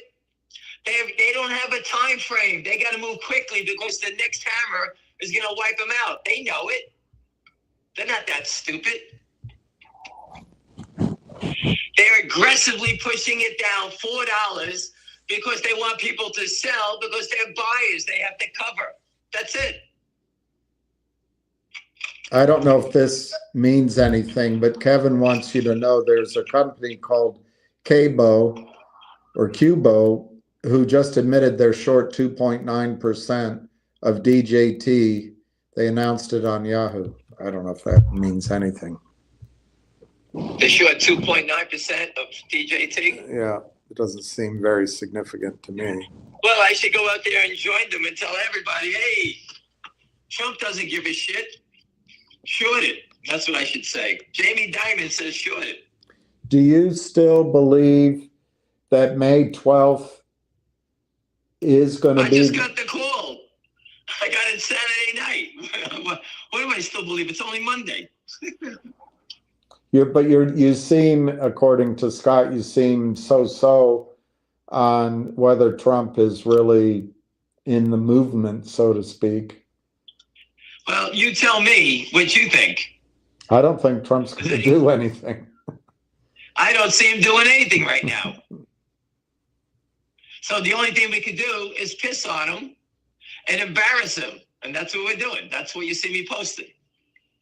I don't see anybody else doing it but me. You want to make up a snapshot, a picture, whatever it is, and put it on Twitter. Embarrass him. What happened? He's only letting he's letting the country get robbed by people in, what was it? What'd you say? In Hamburg? Where was it in Germany? Where was it? In Berlin? Wherever the fuck it is. Stuttgart. It's Stuttgart. It's the BMW people doing it. Mercedes-Benz people showing it. Stuttgart, where are your papers? Ask Cam what happened to the 500,000 share buy-in for G-Bucks. Was supposed to have happened last week. Well, they came in and attacked it down, so who knows what they're doing, right? Listen, when those things happen, all you have to do is look at the stock. Who sold it at the market trying to knock it down? Because if they come in and try to cover that 500,000, they know you're going to take it back up to 10, in which case the gentleman that just said he wants out will sell it back along with others, right? Yeah. That's how they get you to sell. I told you, look at Root. Up, down, and in the middle of that, there's investors bailing in, bailing out. That's what happens.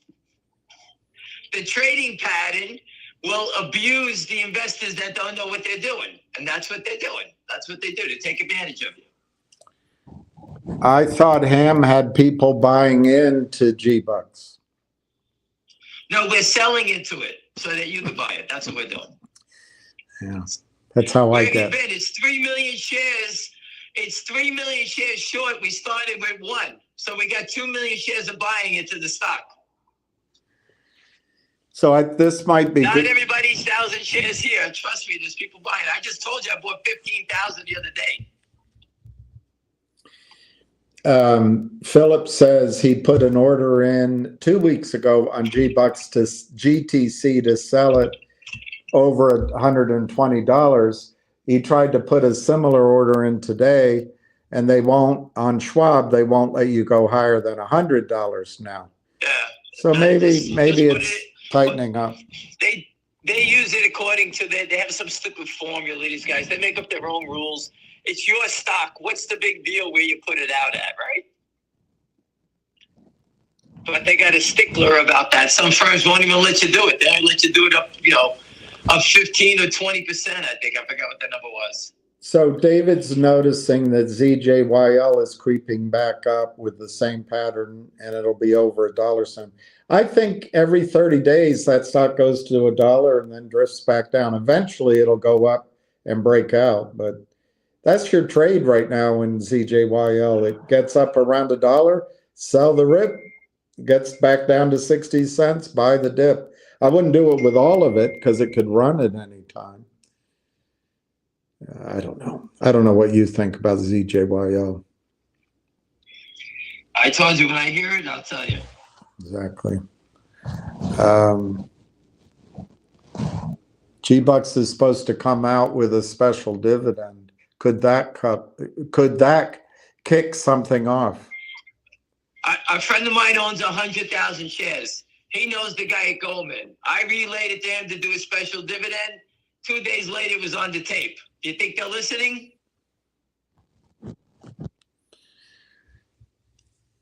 Yeah. Sounds like they are to me. Yeah, it does. Do you? This gentleman's putting his order in at 120 or something to sell. Is that how you do it, or would you have a more conservative way to sell? What would be your strategy if you owned shares? I personally don't have any orders out to sell. When it goes, I'll make a determination. Once I can tell it's going, then I'll put them out there. But for you guys who don't watch as closely as I do, throw it out there. You can always change it. Let's say the stock is 70 and you got it out there at 110. you can always change it, cancel it, and sell it at 70 or 65, whatever number it is. But imagine don't have an order out there and the stock runs to 200 and falls back to earth like Newsmax. Would you be sick about it? Yeah. Or would you rather just put it out there and say, this fucking ham I put an order out at 120. I look like an idiot. Oh, really? Go tell that Newsmax. I put it out. That's why you put it out there, so you don't miss it.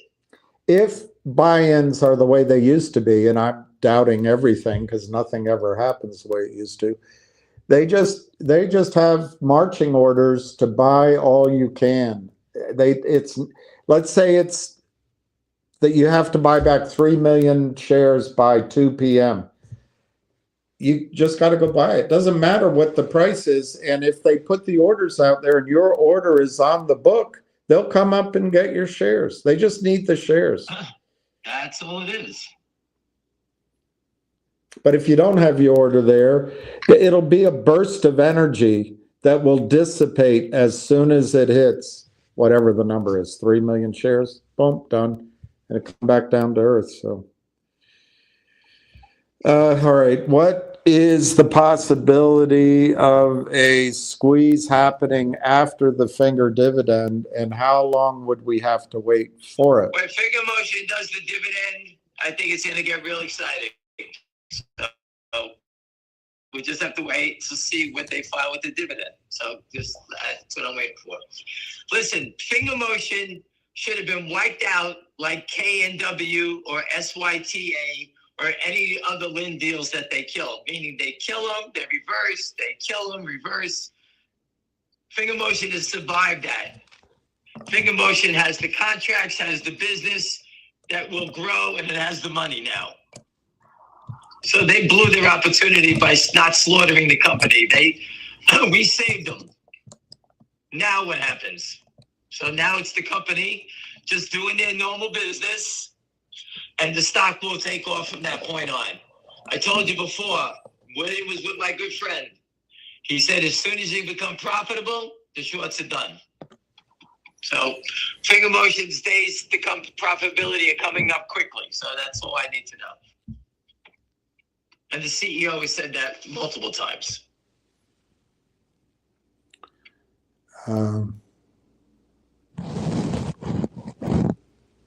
Yeah, it's all speculative. That's true.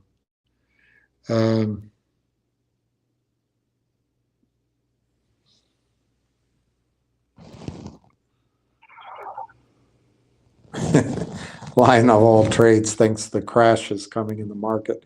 That's the only thing. I mean, I think a crash is coming, but I think we're going to go up first.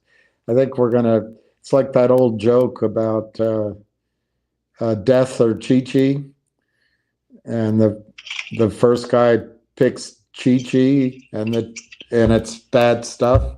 The second guy picks Chi-Chi, and it's more bad stuff. The last guy says, "I'll just take death." And the chief says, "Okay, death it is. But first, a little Chi-Chi." I think first we're going to have a rally.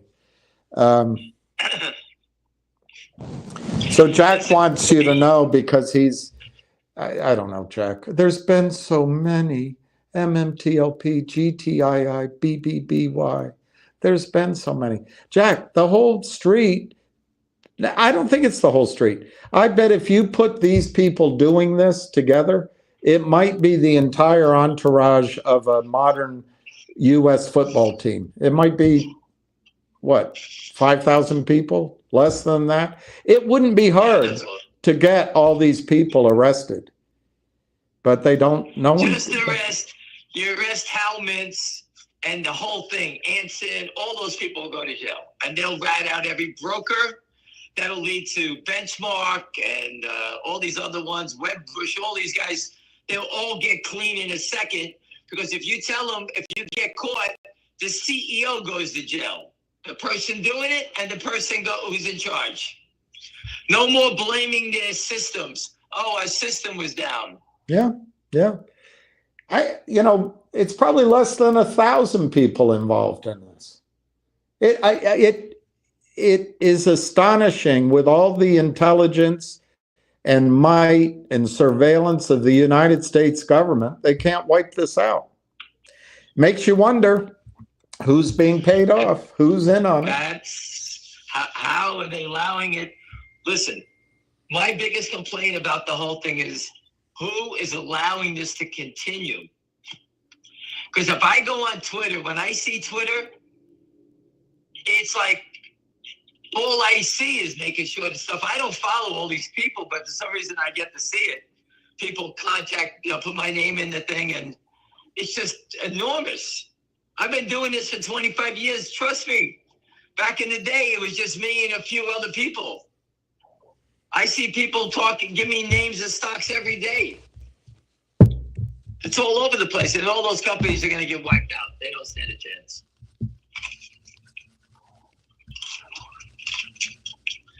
The management doesn't understand it. They don't want to do anything. They're afraid. The lawyers tell them they don't have the money. They don't want to spend the money.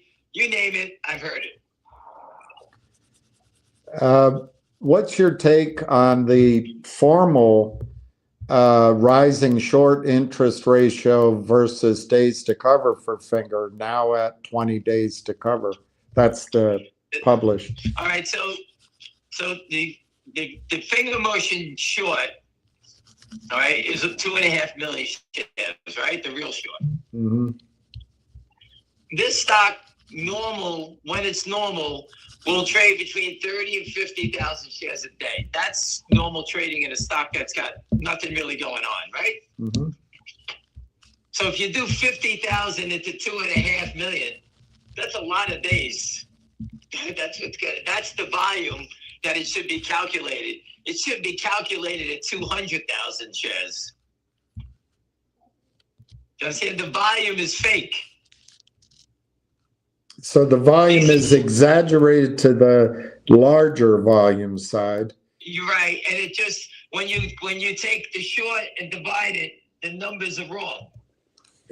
Are the numbers also wrong in the sense that as the stock goes up, new shorts come in? Yeah, but you'll get that representation. You'll see the number, whether they're borrowing or a naked short. We can see the numbers. So let's say 20 days here will get expanded by more shorts. So it's a rolling 20 days. The days to cover number that you all see is a scam. It's fake. Because the washing of trades creates volume, which makes that number look less. Right. These numbers are higher. Why is it rising right now? Does it mean anything? Why is that number rising? Because the volume is going down. Okay. What's it trading today? 90,000 shares? KYP says stop by, where is she? Brooklyn? On the way. She's in Brooklyn? I don't know where she is. You know where she is. I'm trying to remember. She's in. No, I know where she is. Stop by. She's saying, let your wife find her own way home. Stop by and have a beer. No, she's not. She's just telling you hello. Anytime I get a chance to meet a pretty girl, I just got to tell my wife I'm meeting a friend, right? And then I can go out and meet her and have a few drinks. She's just thanking you and saying hello. Came to meet me in the club in Brooklyn down at the piers over there. Purple Disco. Can Pat Byrne help? I don't know why Pat Byrne is silenced right now. I don't know. He was sick. He put the pictures of him getting chemo and cutter. And I don't know. He's back in the country. He talked about, getting there's a bounty on his head of $25 million to kill him. You guys don't think this is fun and games, but I walk around. I carry a gun in the car. I got a gun in the house. This is not fun. I don't remember anybody saying this is fun. Well, and what gets frustrating, and I don't blame anybody, we're only human, but one track of our mind understands what you're talking about, what I talk about, and goes, oh God, this is, but then as soon as time goes by, money's being lost, the other side goes, effing Ham, effing William, it's a scam. It's, I don't know. We part of us believes the system still works, and it doesn't. Listen, I'm telling you right now, if you're upset, life is too short. I just told you about a death in my family. Life is too short. I am 100% behind that. I told you that from the beginning. The system is completely fraudulent. Do not get on these calls. We're trying to help the people that are here who want to take advantage, that when this turns, you will become rich. That's what we're trying to do. I'm not here to support a company so that it can go up $1. I'm not here for that. That's what I'm not here about. If you want to go trade, go knock yourself out. And I'd be the first to tell you, trade a stock, own it, make sure you sell it by the end of the day, win, lose, or draw. And this way you don't have to worry about it again. Let us suckers take care of your family for you. We'll help fix the system so we can save your family. So, and if you thought like that in a wartime, all right, you'd be the first guys to run away as a coward. We're here trying to save your family. My family, your kids, your grandkids. They've been stealing for 37 years. It's unfortunate that we all bumped into each other.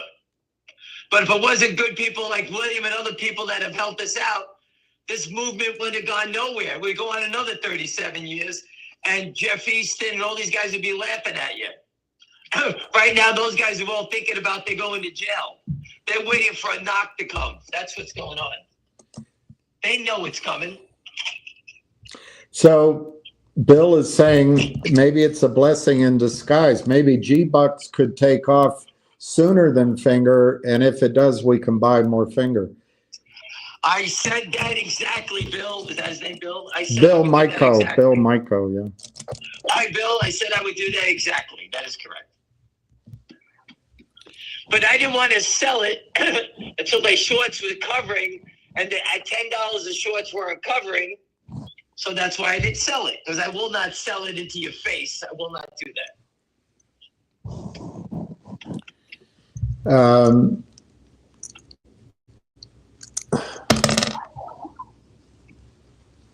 How would you like me to say, hey, I bought G-Bucks at 75 cents. I told you about it.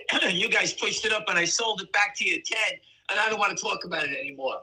Right? That's a scumbag. I didn't do that. I held on. And today, I need the money to take care of a problem, and I should have sold it, but I didn't do it because I wanted to help protect everybody. But I should have sold it, right? Right. But I'm not like that. I could have sold it. I had every right to sell it, but I didn't.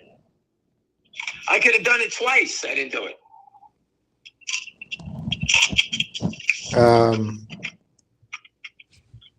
Lion says thank you to you. Dan points out there's no enforcement because the watchers are in on it. Who benefits is his question.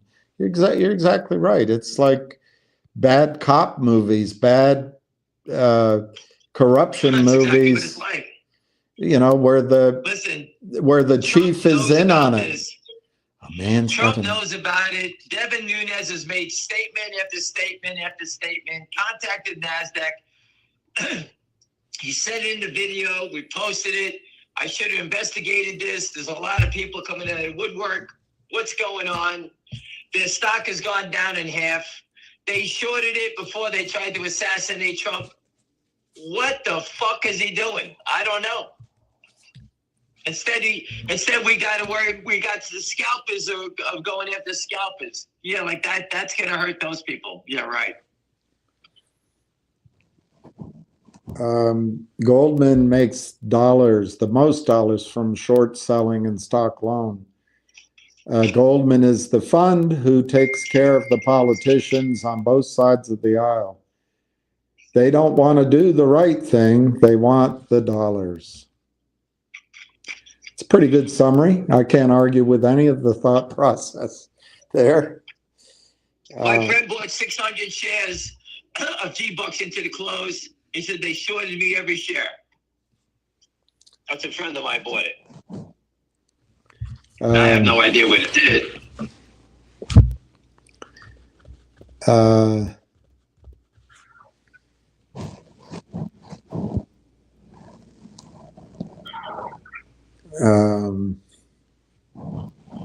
The system stopped when we signed the free trade agreement. That was never free.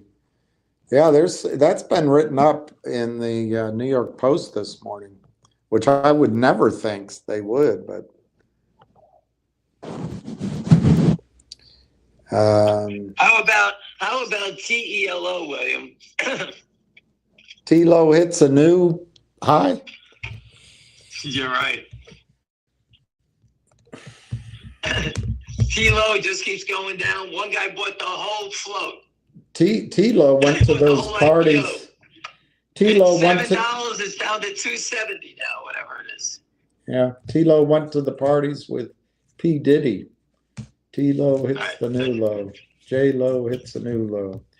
I wish I was the CEO of that company, and I would tell you that before I give you my drug, once it works, I want to know what you do for a living. And if you're a hedge fund, I won't give it to you. You could die. That's what I would say.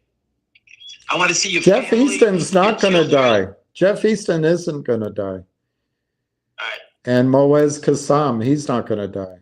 And the Kramers, they're not going to die. They want to die with their money. They think I hope their kids suffer.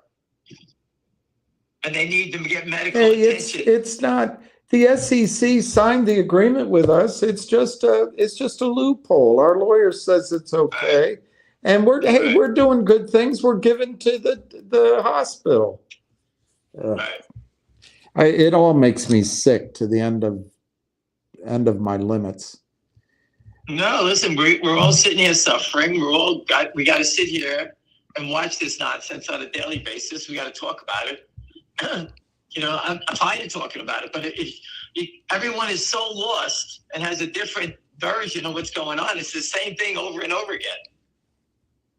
Yet people still ask, what happened with that stock? You know what happened. It's all the same. Right. I give you credit for picking up in a personality trait or a psychological trait on one CEO, but it might interest you to know that Logic went to zero bid, zero ask. It's all the same shit. So do a reverse, going to do a reverse, kill it again. Going to do one. We hated your stock at 10 cents. Reverse it back up to $2. We're going to hate it more. That's what they do. Yeah. It doesn't change the business. It just gives them more money. If you ever buy a stock that after they reversed, I don't care if like Root after reverse went to the moon. That's 1 of a billion. All of them go to zero again. They just have to create something from you mainly to steal. You have to have something to steal. Otherwise, they don't get involved. If it's all dead, I mean, there are market makers who trade the seller box stock. So if you go from 0 to 0.001, 0.002, and you get a lot of volume, like that healthcare company that Lou got everybody in, you can make a shitload of money as a market maker trading into all that on a percentage basis. But most of them just go away from that. There's nothing to steal. Right. Anyway. Has Ham...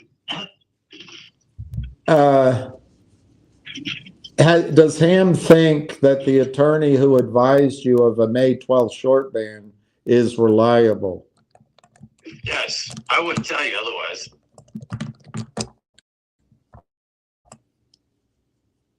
Has the attorney given you information before that panned out? No, we don't really. There's nothing for us to discuss. This is the only thing I'm working on that's, that I would need an attorney for, would be this. Is the attorney that is giving Ham information wearing a wire? No, I'm kidding. I made that up. QB discloses Quabo, whatever, disclosed 105 million short position on DJT. What? 105 million shares? Short, yeah.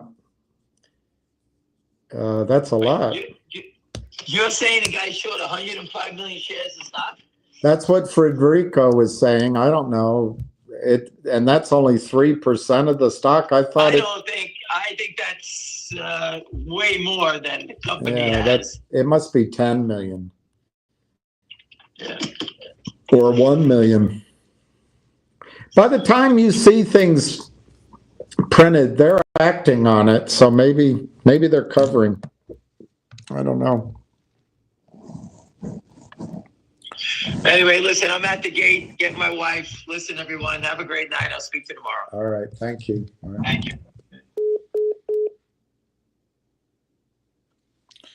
All right. So I want to show you I forget the gentleman who brought up the world trade.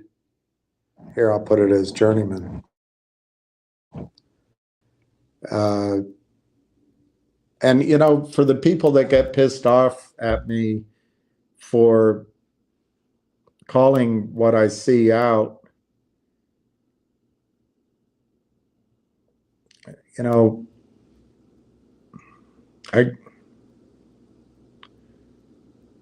I apologize, but I apologize without changing my story. So I don't know if it's a good apology. I don't mean for people to get upset, but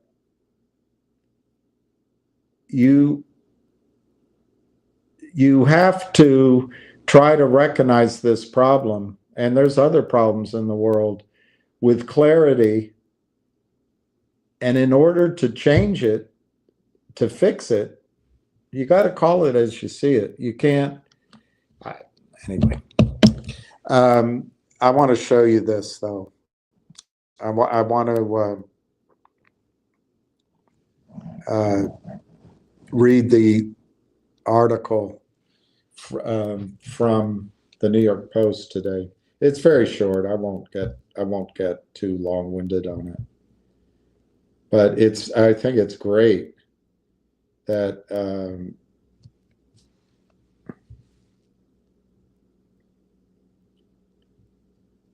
NYP, KYP, NYP, KYP. It's gone. The article is gone. I should have saved it. It might be gone. Uh-oh, earthquake hit San Diego. 5.2 magnitude, shakes Southern California. 5.2 magnitude earthquake in San Diego. I hope everyone's safe. All the little babies and all the little children and everybody. Here's the article. Okay. Larry Summers erupts in anger. That's Larry Summers right there. Larry Summers erupts in anger after Trump official blames him for the China trade imbalance. There's Larry Summers. And there's, I did not have sexual relations. Former Treasury Secretary Larry Summers grew irritated and erupted in anger during a podcast debate with a current administration official who blamed Summers for the nation's trade imbalance with China. David Sachs, the newly appointed crypto czar in President Trump's administration, engaged, my eyesight is not perfect, engaged in a heated confrontation with Summers during a tense exchange in an all-in podcast on Sunday. The fiery back and forth spotlighted ongoing divisions over trade policy, globalization, and the long-term economic impact of U.S.-China relations. Sachs, a venture capital and a vocal libertarian, used his appearance on the podcast to criticize decades of U.S. policy he claims hollowed out American manufacturing. He claims, it's true, specifically blaming Larry Summers for supporting China's entry into the World Trade Organization during the Clinton administration.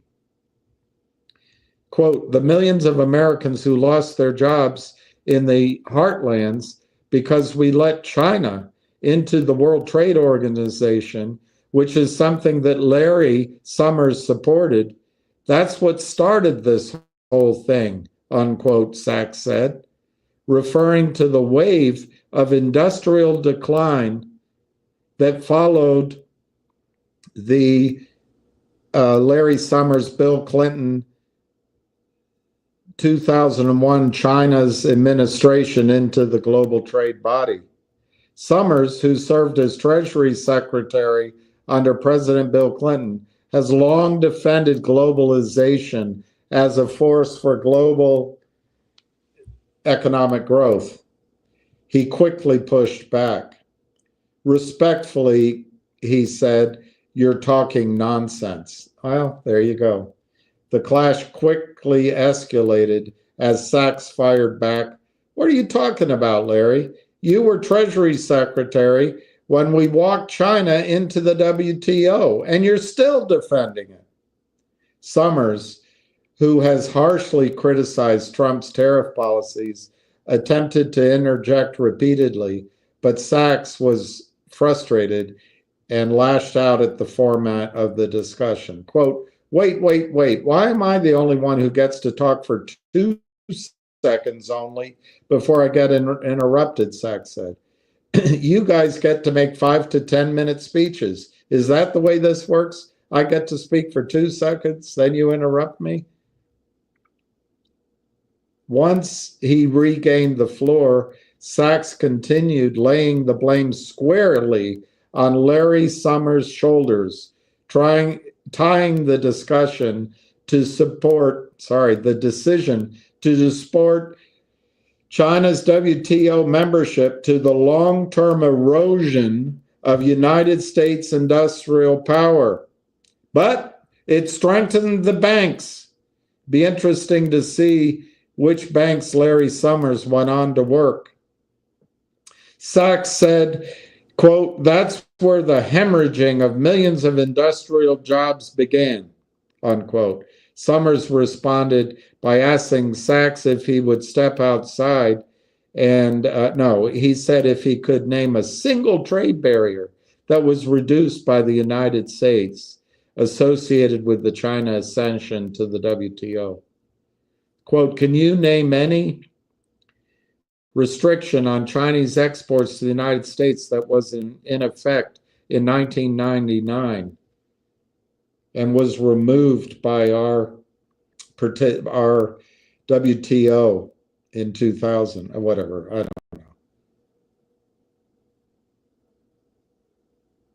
know. Larry Summers added that China gained most favored nation status in 1980 when Carter was in power, a prerequisite for joining WTO. And it ensures countries receive the same favorable trade terms, such as the lowest tariffs with the fewest barriers that a nation offers to any other trading partner. Sachs' appointments as White House lead on digital currency and AI has raised eyebrows in Washington in light of his past support for Democrats, including Hillary Clinton and Gavin Newsom. Sachs, a former executive at PayPal, is one of the driving forces behind Silicon Valley's rightward political shift.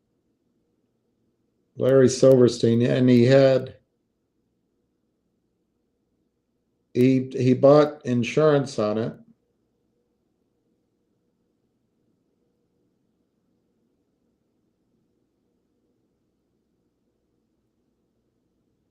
I can't find the amount of money involved in the insurance. But anyway, it was Larry Silverstein. Uh, they're saying here he made $4.5 billion once he got his recovery on the World Trade Center. I don't know if that's true, but that's what comes up on Google. So anyway, George W. Bush, with the World Trade Center, instead of treating it like a crime, he decided that we had to go to war. So he started a war. He started assaulting the mountains of Afghanistan and started bombing the deserts of Iraq and elsewhere. And the United States took the eye off the ball of South America. Well, now, 2023, who is the largest trading partner of South America? It's not the United States anymore. It's China. It's China. But it doesn't bother anybody in the media.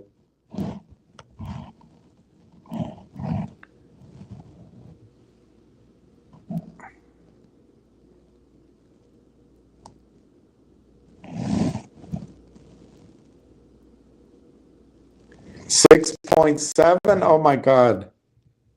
You are good. That's a huge earthquake. I'm glad that what's that power plant when you drive down? That's right there on the beach, San Onofre, maybe. I'm glad they shut that down. Glad they shut it down. Hussein wanted to go to gold, and yeah, exactly. You're pretty smart. That's what Iraq was about. That's what Libya was about. Libya wanted to create a pan-Arab gold-backed currency and sell oil in it, and they had gold.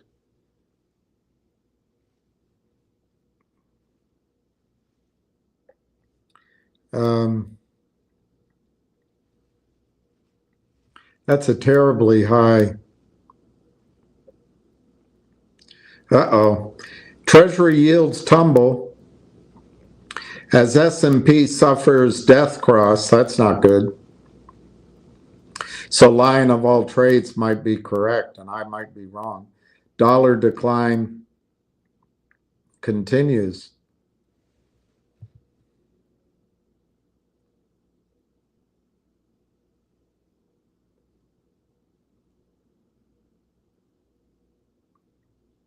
So the risk isn't over yet.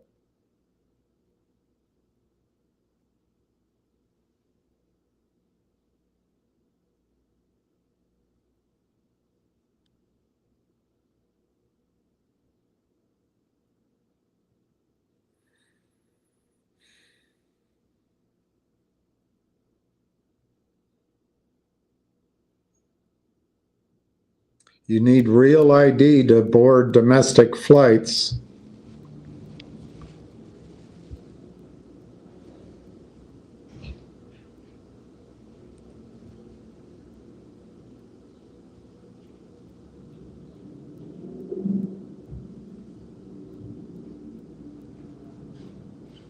Wow, oil was discovered near the U.S. Gulf Coast. Let's see. BP, Monday, this discovery of oil 120 miles off the coast of Louisiana. BP announced an oil discovery at the Far South Prospect in the deep. I hope they seal this up this time. Green Canyon Block 584, 4,000 feet depth of water, drilled to 24,000 feet approximately. BP 57%, Chevron 42%. That's exciting. They encountered oil in high quality Miocene reservoirs, and it looks to be commercial. It's exciting. And that's the kind of thing, I don't know if it'd be this big, but that's the kind of thing that can happen on land too. It doesn't have to be offshore.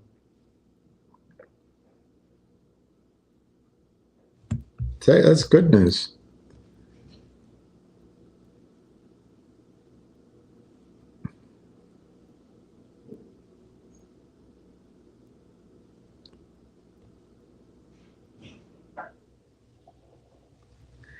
All right, so let's see.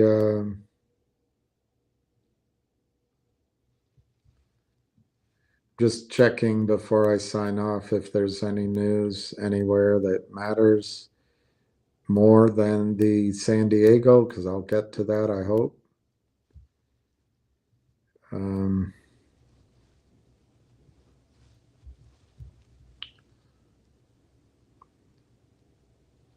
I guess I won't. Try LA Times. LA's fine. Rents are low. It's not coming up. I guess everybody's asking for LA Times at the same time.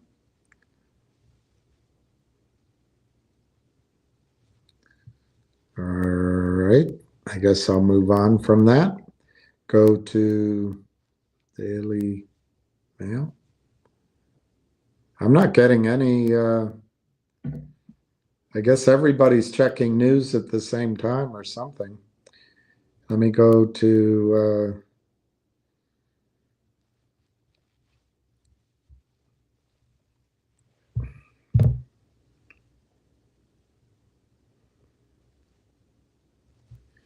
Let me try a different news source. How about the Washington Times?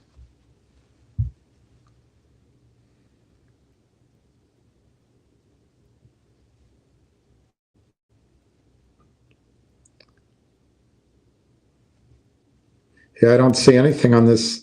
I guess let me try. I don't know the San Diego paper. Let me try.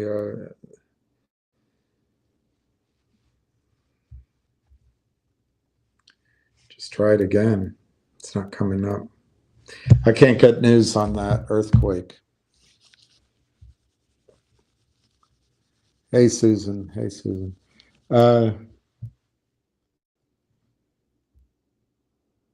All right, there it goes. Trump swipes at CNN's Caitlin Collins in a brutal exchange. She is horrible.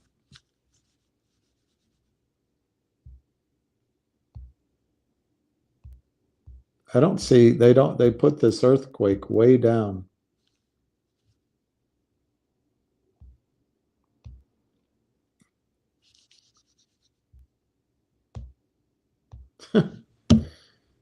Oh, maybe I'm on the showbiz. No, everything's showbiz.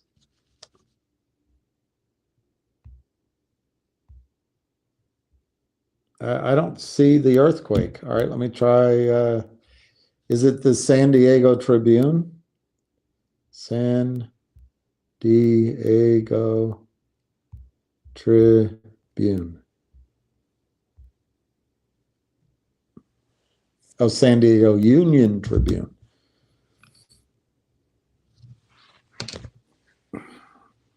Magnitude 5.2 earthquake northeast of San Diego shakes most of Southern California.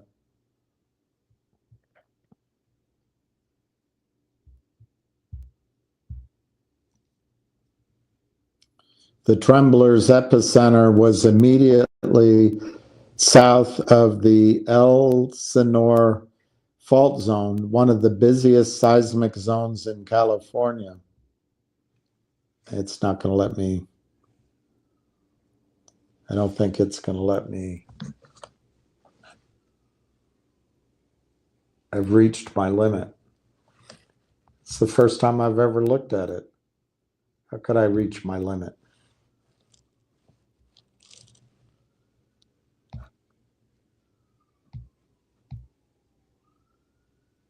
10 a.m. Monday, prompting brief evacuations in downtown. I can't read it, it goes away. Um, uh, let's see where all the stocks closed.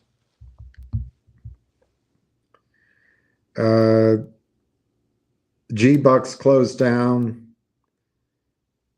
at 92 cents. Right now it's trading at 473.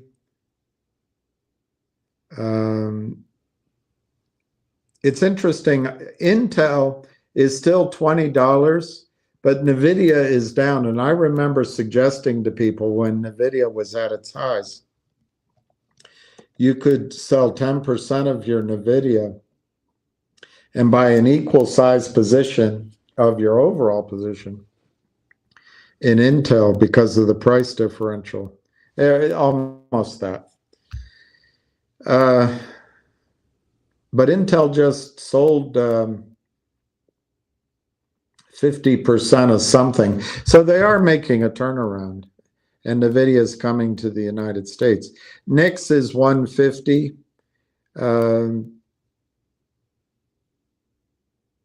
Let's see if Logic even got a bid. No, Logic still sucks. Finger closed at 129, down a penny.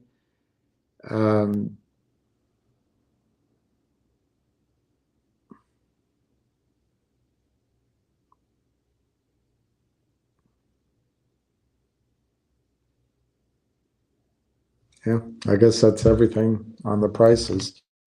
Let me see. I was going to read this to you. I don't know. What time is it? 4:43.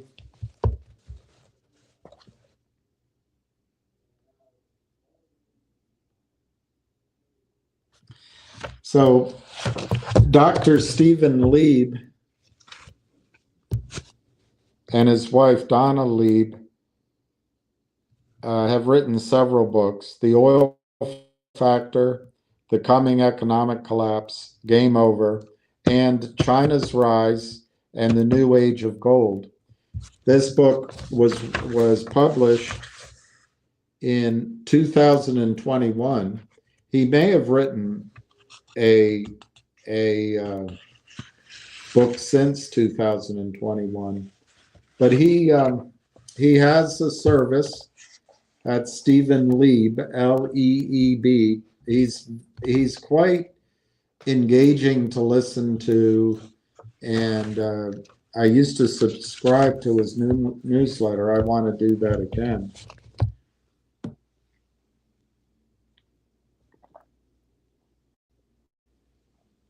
And he ties oil and gold together, and he follows companies. So I recommend you can sign up for his service. But I think I'll finish out on this one thought of his. It goes on for a handful of pages. I'll try not to read it all. But in his book, Dr. Stephen Lieb, PhD, his book, China's Rise and the New Age of Gold, he has a chapter which addresses the start of America's decline. In his brilliant song, American Tune, released in 1973, Paul Simon said, "We've lived so well so long. Still, when I think of the road we're traveling on, I wonder what has gone wrong." Clearly, the song was about Vietnam and Watergate and blah, blah, blah. But he wonders if what Paul Simon might have been thinking was President Nixon's 1971 decision to delink the dollar from gold. So I'm going to paraphrase because I'm going to try to skip through this and not read every single sentence. A lot of data, according to Dr. Lieb, supports the idea that 1971 is the dividing line between America's good times and the start of a long decline, which is persisted into the present.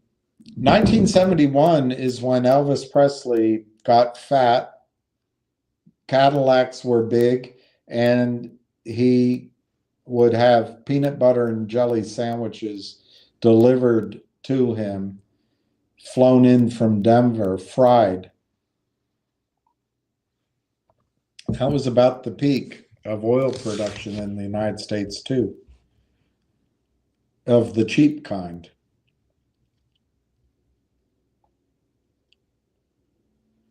The snapping of the gold dollar link wasn't the only factor, but it was more complicit in the decline than is generally realized.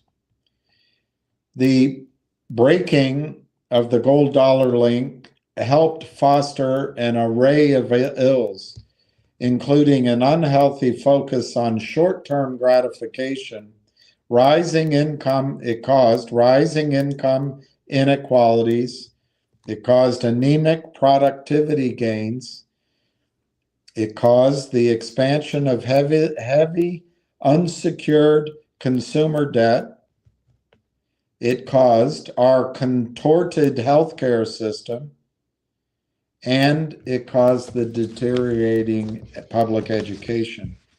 This decision to de-link the dollar from gold bears a lot of blame for the burgeoning bureaucracies and an explosion in regulations which went along with the rise of a large financial/legal class who commandeers most of the country's wealth while contributing little to productivity. It's the financialization, all the lawyers. What's the definition of is? It's the financialization in the last days of empire. Happens all the time. Others have also pointed to 1971 as marking an important before and after dividing line, but gave different reasons. Hedrick Smith, in his book, Who Stole the American Dream, picks the year as a turning point, but he focuses on the memo written in 1971 by Lewis Powell, Jr., before Nixon named him to the Supreme Court. Powell urged businesses to mobilize aggressively against unions and consumer crusaders to maximize profits, executive salaries, and shareholder return. I'm going to skip. That's the Powell memo. Skip a little bit. Beginning in the 70s, the United States took a wrong turn. Lieb continues. By one measure after another, over the past 50 years, we slipped. This has left us ill-positioned to counter China's push to establish itself as the hegemon in the East. And this has made us ill-prepared for China's plans to elevate gold.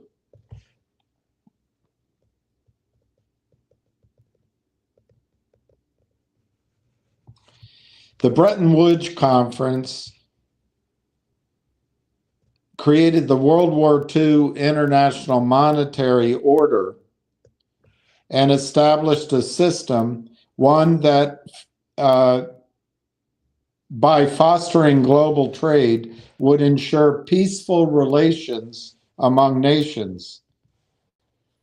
Its achievements included creating the IMF and the World Bank. Eventually, it set forth rules for how the Bretton Woods set forth rules for how currencies would interact in the conduct of international trade. A centerpiece was the anointing of the US dollar as the world's reserve currency. The conference pegged gold at the rate of $35 per ounce. So $35 per ounce of gold. All other major currencies were pegged to the dollar and allowed to trade within very narrow limits of that peg. Ditto for gold, which could trade on foreign exchanges, but was restricted to trading within a narrow band. While Bretton Woods mandated that any country could redeem its dollars for gold, initially other countries had very little reason to do so. US gold reserves, about 20,000 metric tons in 1950, or around 70% of the total global gold reserves, were roughly double the world's dollar holdings. So there was no reason to question the dollar's soundness.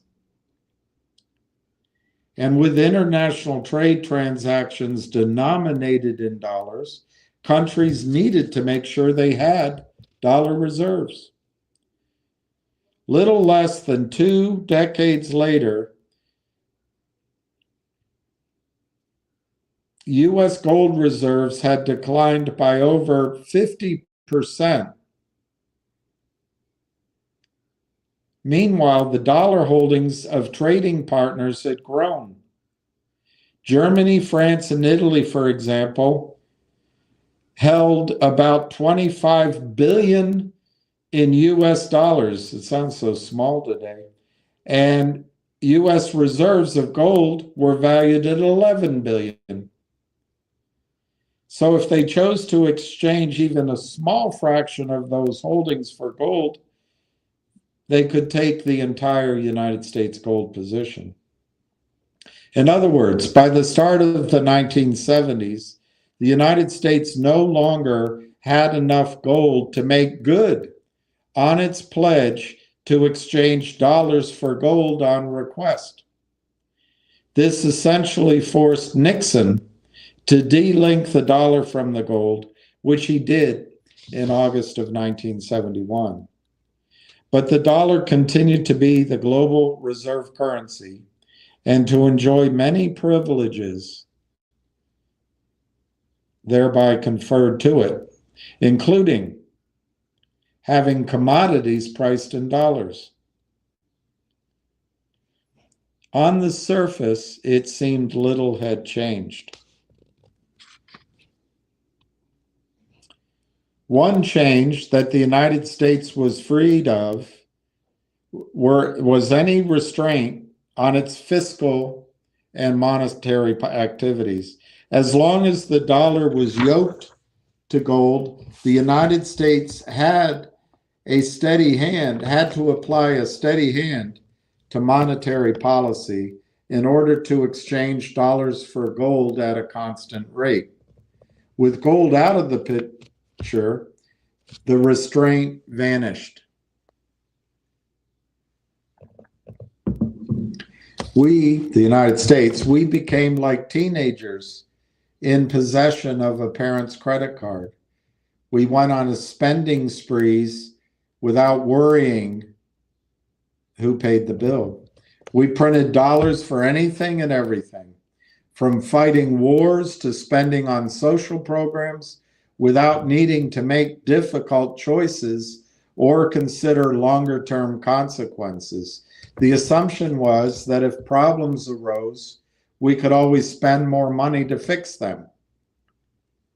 US money supply growth soared after 1971, but other countries continued to want our dollars and to buy our bonds because they needed dollars to conduct international trade. Particularly significant was our deal with the Saudis to price oil in dollars.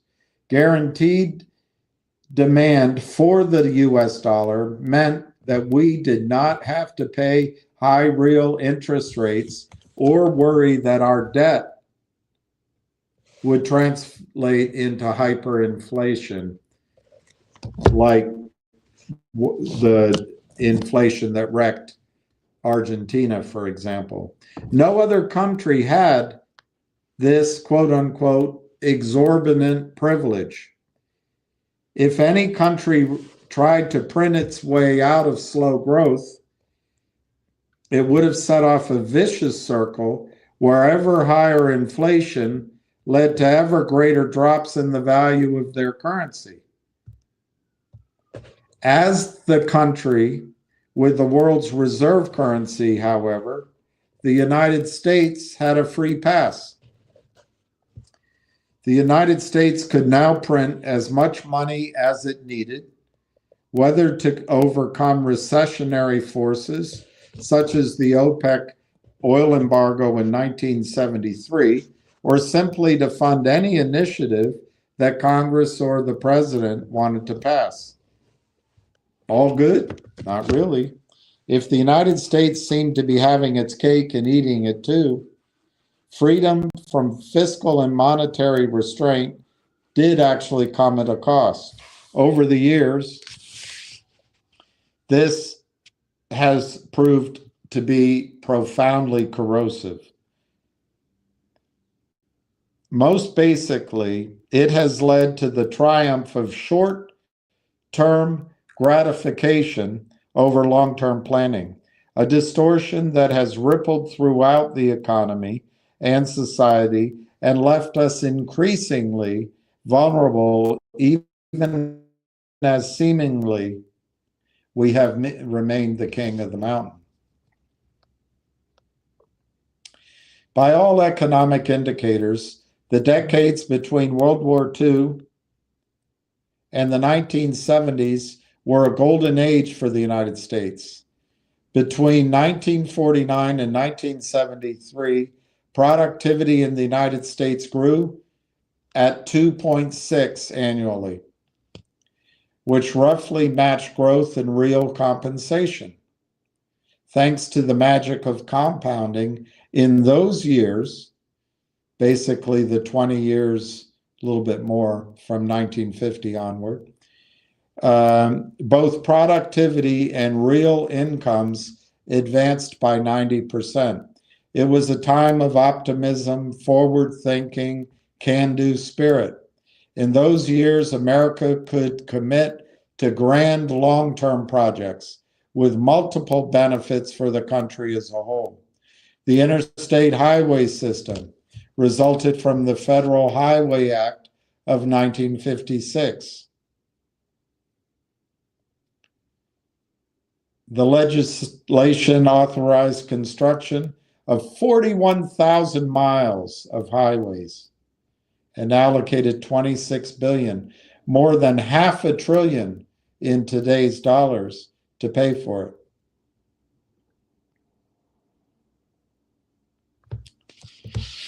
This was a massive infrastructure project which did more to improve the economy's productivity than any other effort. For every dollar spent on the interstate highway system, $6 were generated in increased productivity. It's hard to imagine the United States without its interstate highway system. That era also seemed to lead to an endless supply of scientific accomplishments of Bell Labs, which was part of AT&T. AT&T was a very different company back then. It was a monopoly who worked in close partnership with the government, essentially controlling communications, mostly telephony,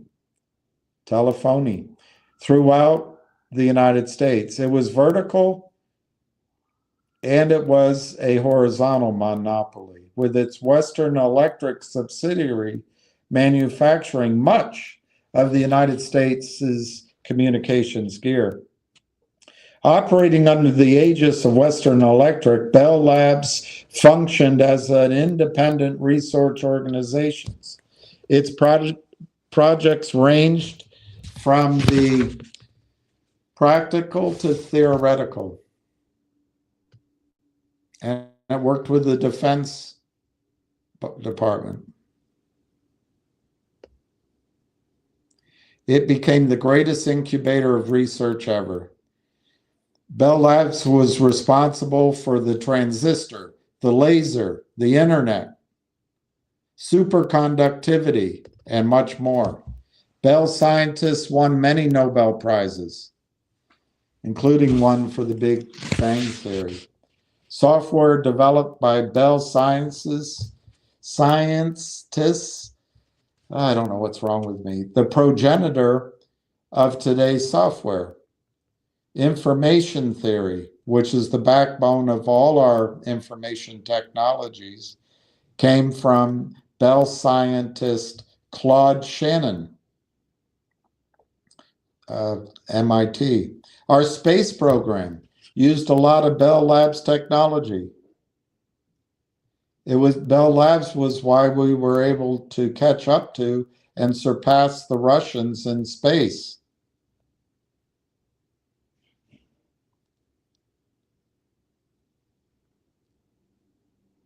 The original transistor was developed for radar in World War II and used in communication devices such as radios and televisions. It evolved into a replacement for the very bulky vacuum tubes in computers. Today, some 50 billion transistors fit in the space originally occupied by just one transistor. In the years after 1971, important measures of economic health began to slide. Standard measures of productivity growth continued to advance, but at a slower pace. Wages for workers began diverging from productivity growth in a historic way, leading to growing inequalities, which would become ever more evident in the coming decades. According to the Bureau of Labor Statistics, average real compensation grew by less than 1% for non-farm workers, most of the economy, while productivity climbed by 2.2%. In other words, real wages on a yearly basis trailed the economic values of goods created by more than 50%. You can trace a clear path from the loss of monetary discipline in 1971 to the drastic shrinkage in workers' participation in the economy's growth. The glory days of scientific research and grand projects began to ebb. In 1982, the AT&T monopoly was broken. AT&T lost its competitive advantage. Western Electric focused on pleasing investors and turned away from long-term open-ended projects. It became part of Lucent in the 90s. And in the early 21st century, after the dot-com bubble, it became part of a European telecom.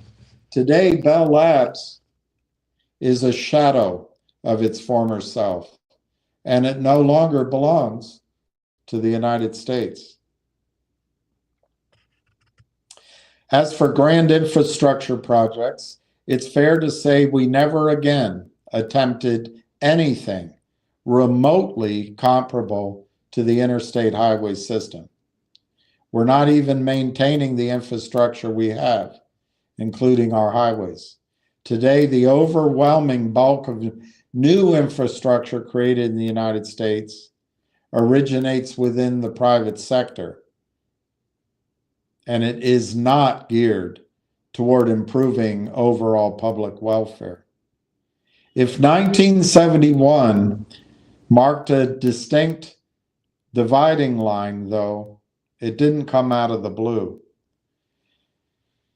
Nixon had to end the Bretton Woods arrangement because of the sharp decline in U.S. gold reserves, which had already taken place, and forced his hand.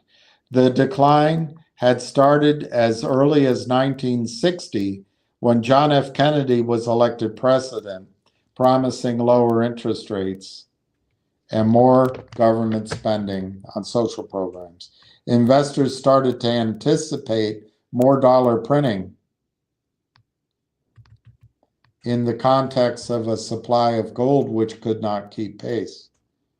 Gold, which traded in London, began to rise, briefly topping $40 an ounce. This incentivized governments to exchange their dollars for gold at $35 an ounce and sell it on the London exchange for a profit. So US gold reserves declined. The British government and other Western countries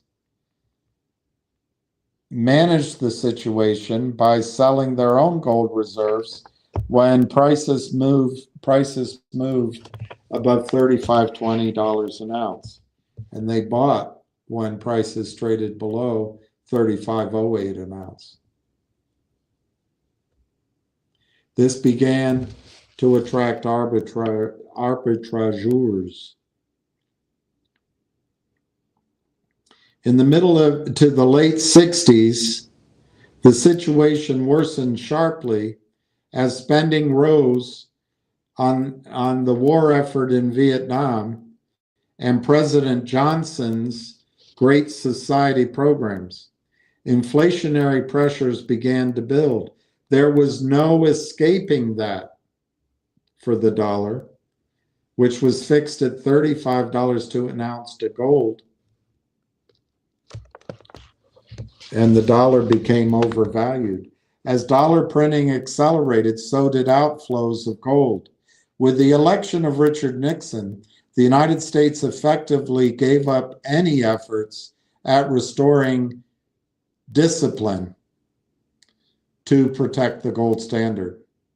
In the early 1970s, Nixon appointed Arthur Burns as the head of the Federal Reserve.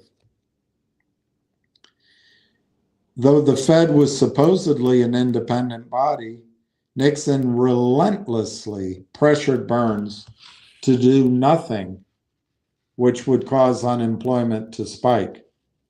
Lower unemployment fosters rising inflation and thus weaker dollar when prices rise. Nixon's line in the sand was 4% unemployment. Anytime unemployment threatened to move higher, he expected the Fed to print more money to promote growth and inflation be damned. The Fed obliged, and our gold reserves began to drop at a rapid pace, accumulating in 1971 with the dollar and gold being delinked.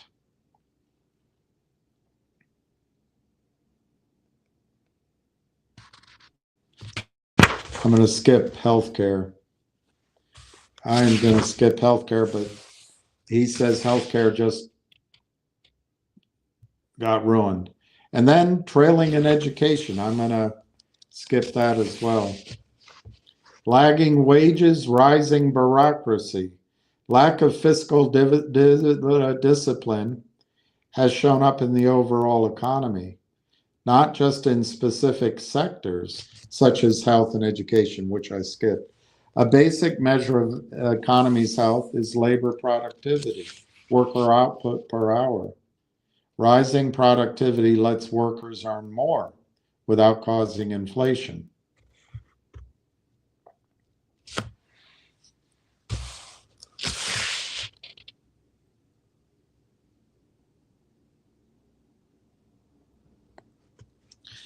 Wages began to trail productivity in the 70s. A significant portion of higher non-labor costs came from the growing burden of complying with steadily growing slew of government regulations.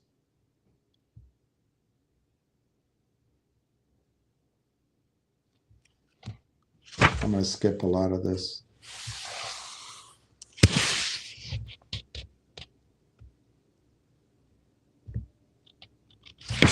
All right. I like this article, but I'm going to skip it. The next one, he talks about the unproductive financial sector. Anyway, for what it's worth, I was subscribed to Dr. Lieb's newsletter once upon a time. Notice how quickly they stopped talking about the gold at Fort Knox. It's obviously gone. Well, whether or not there's gold in Fort Knox, which is only one of three main areas where it's supposed to be, I think it's Denver and New York City as well. But whether or not there's some gold there, the real question is how many times has it been hypothecated and rehypothecated and rehypothecated and rehypothecated? David asked a question about silver. I remember, David, you asked if you buy it and sell it, you owe taxes on it. Let me just give you one of the reasons I recommend to you gold silver. If you buy a monster box or you buy a significant amount, is that Mr. Maloney used to be quite sensitive to the tax issues, and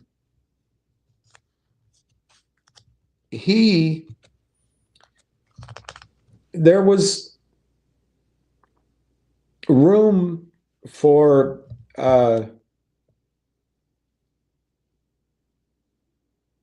saying that if you bought U.S. gold dollars or U.S. silver dollars and you made a profit, you're just selling currency. You're buying dollars, so there's no taxes. That's really a risk. It's really a risk. That argument isn't going to really work. But because it was out there, he didn't report. I don't know what he does now, but he didn't report your sales. It was on you. He left the responsibility to report your sales to you. And to the extent you want to argue that I don't owe any taxes, all up to you.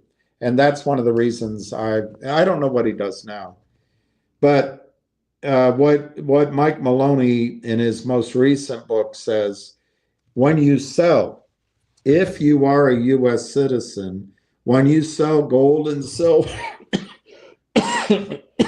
gold, silver, platinum, palladium, you are required by law to report any profit on your income tax return.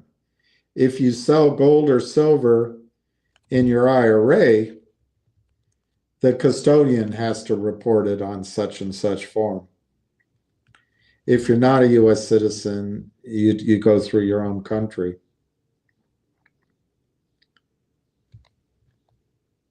Your dealer is required to file a 1099-B broker reporting form on any of the following items. The good news, it's only reported after you sell your investment, and the IRS is only interested in how much currency you received. So with your broker dealer is required in gold to report any bar sales totaling a kilo, silver bars, any size bars totaling 1,000 troy ounces or more. There's platinum and palladium, and if you go down to U.S. Junk coins, any combination of dimes, quarters, or half dollars totaling 1,000 face or more. So that's when your broker dealer is required to file the 1099-B. But you're required to report your gains.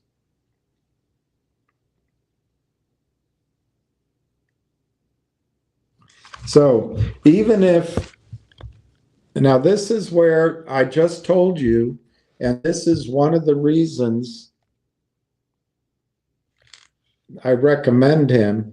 Even if you sell $100 million worth of US gold eagles, US silver eagles, and jewelry back to your dealer, they are exempt from dealer reporting requirements. And he follows that. I don't know if other dealers follow it. So let me read that again to you, David. Even if you sell 100 million worth of US gold eagles, US silver eagles, and jewelry back to your dealer, they are exempt from dealer reporting requirements. However, you still must report those sales yourself and pay tax on any profits. Profits are not tax exempt. So the point is,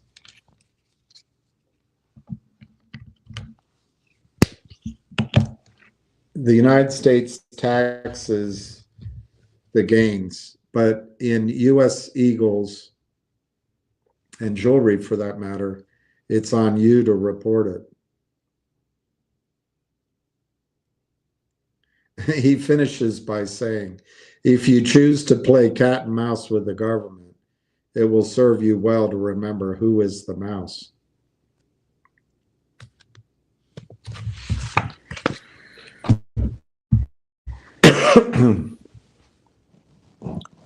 My dad worked for sorry, got brain cancer. My grandfather worked for GE back before the financial genius Welsh took it over. So it's a shame. We've become very financial, and this is the symptoms. These are the symptoms of it. Everything, our entire raison for being is how much money we make in the stock market. All right, it's 5:19. I'm sure people have tuned out, zoned out. Let me just see if there's any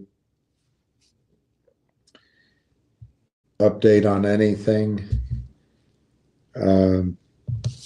But I may just sign off. Let's see what this article says. Of course, it's not going to give me a chance to read it.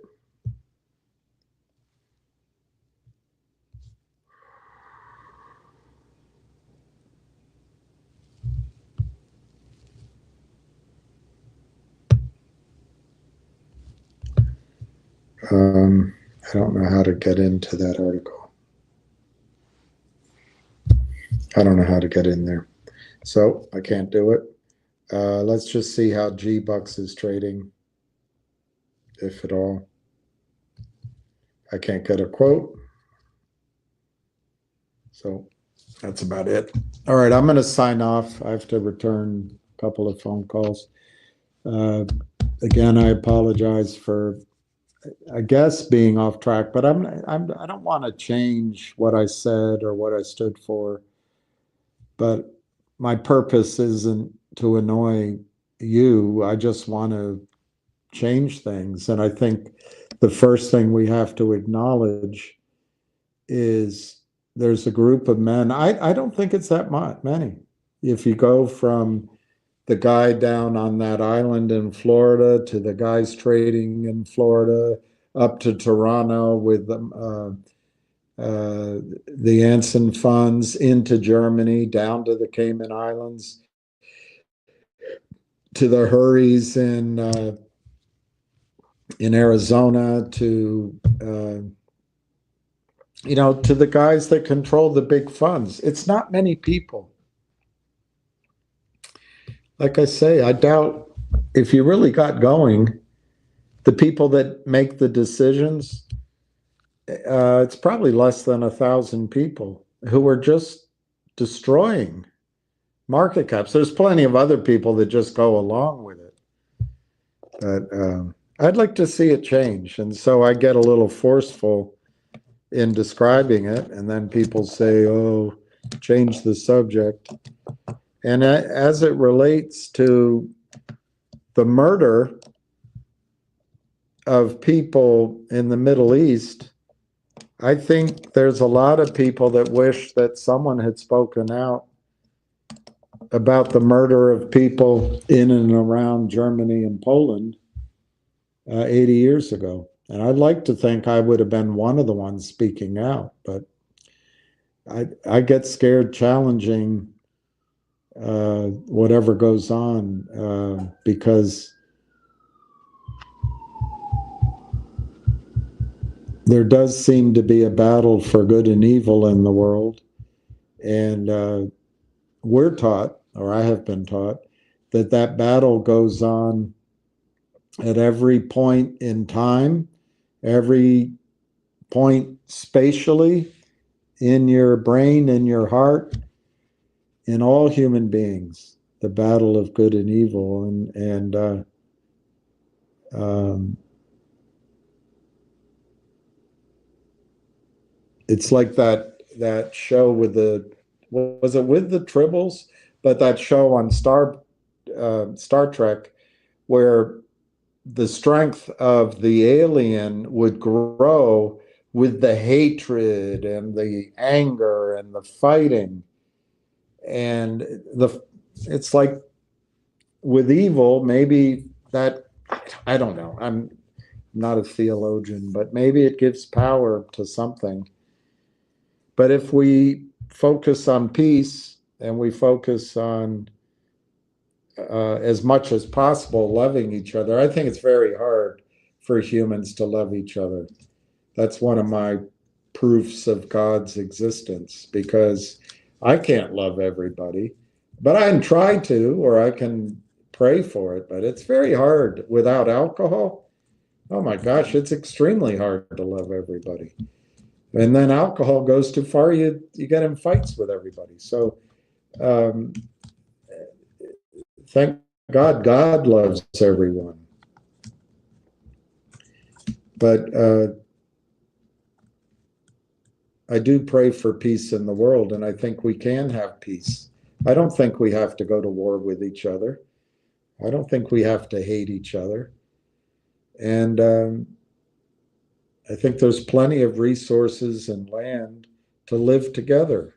But it anyway. I'm going to leave it at that. It was 5.2. Okay. All right. So everybody be safe in San Diego. I pray for peace everywhere in the world, the Middle East, Ukraine, and elsewhere. And maybe we can remember to pray for Robert Weiss and Jenny L. and Ham's family, Ham's nephew. Um, that's a hard story to hear. And, you know, if you're angry at me, maybe you can pray for me to be better. I certainly need those prayers. So, anyway, good night to everybody, and we'll catch you on the flip side. Cheers.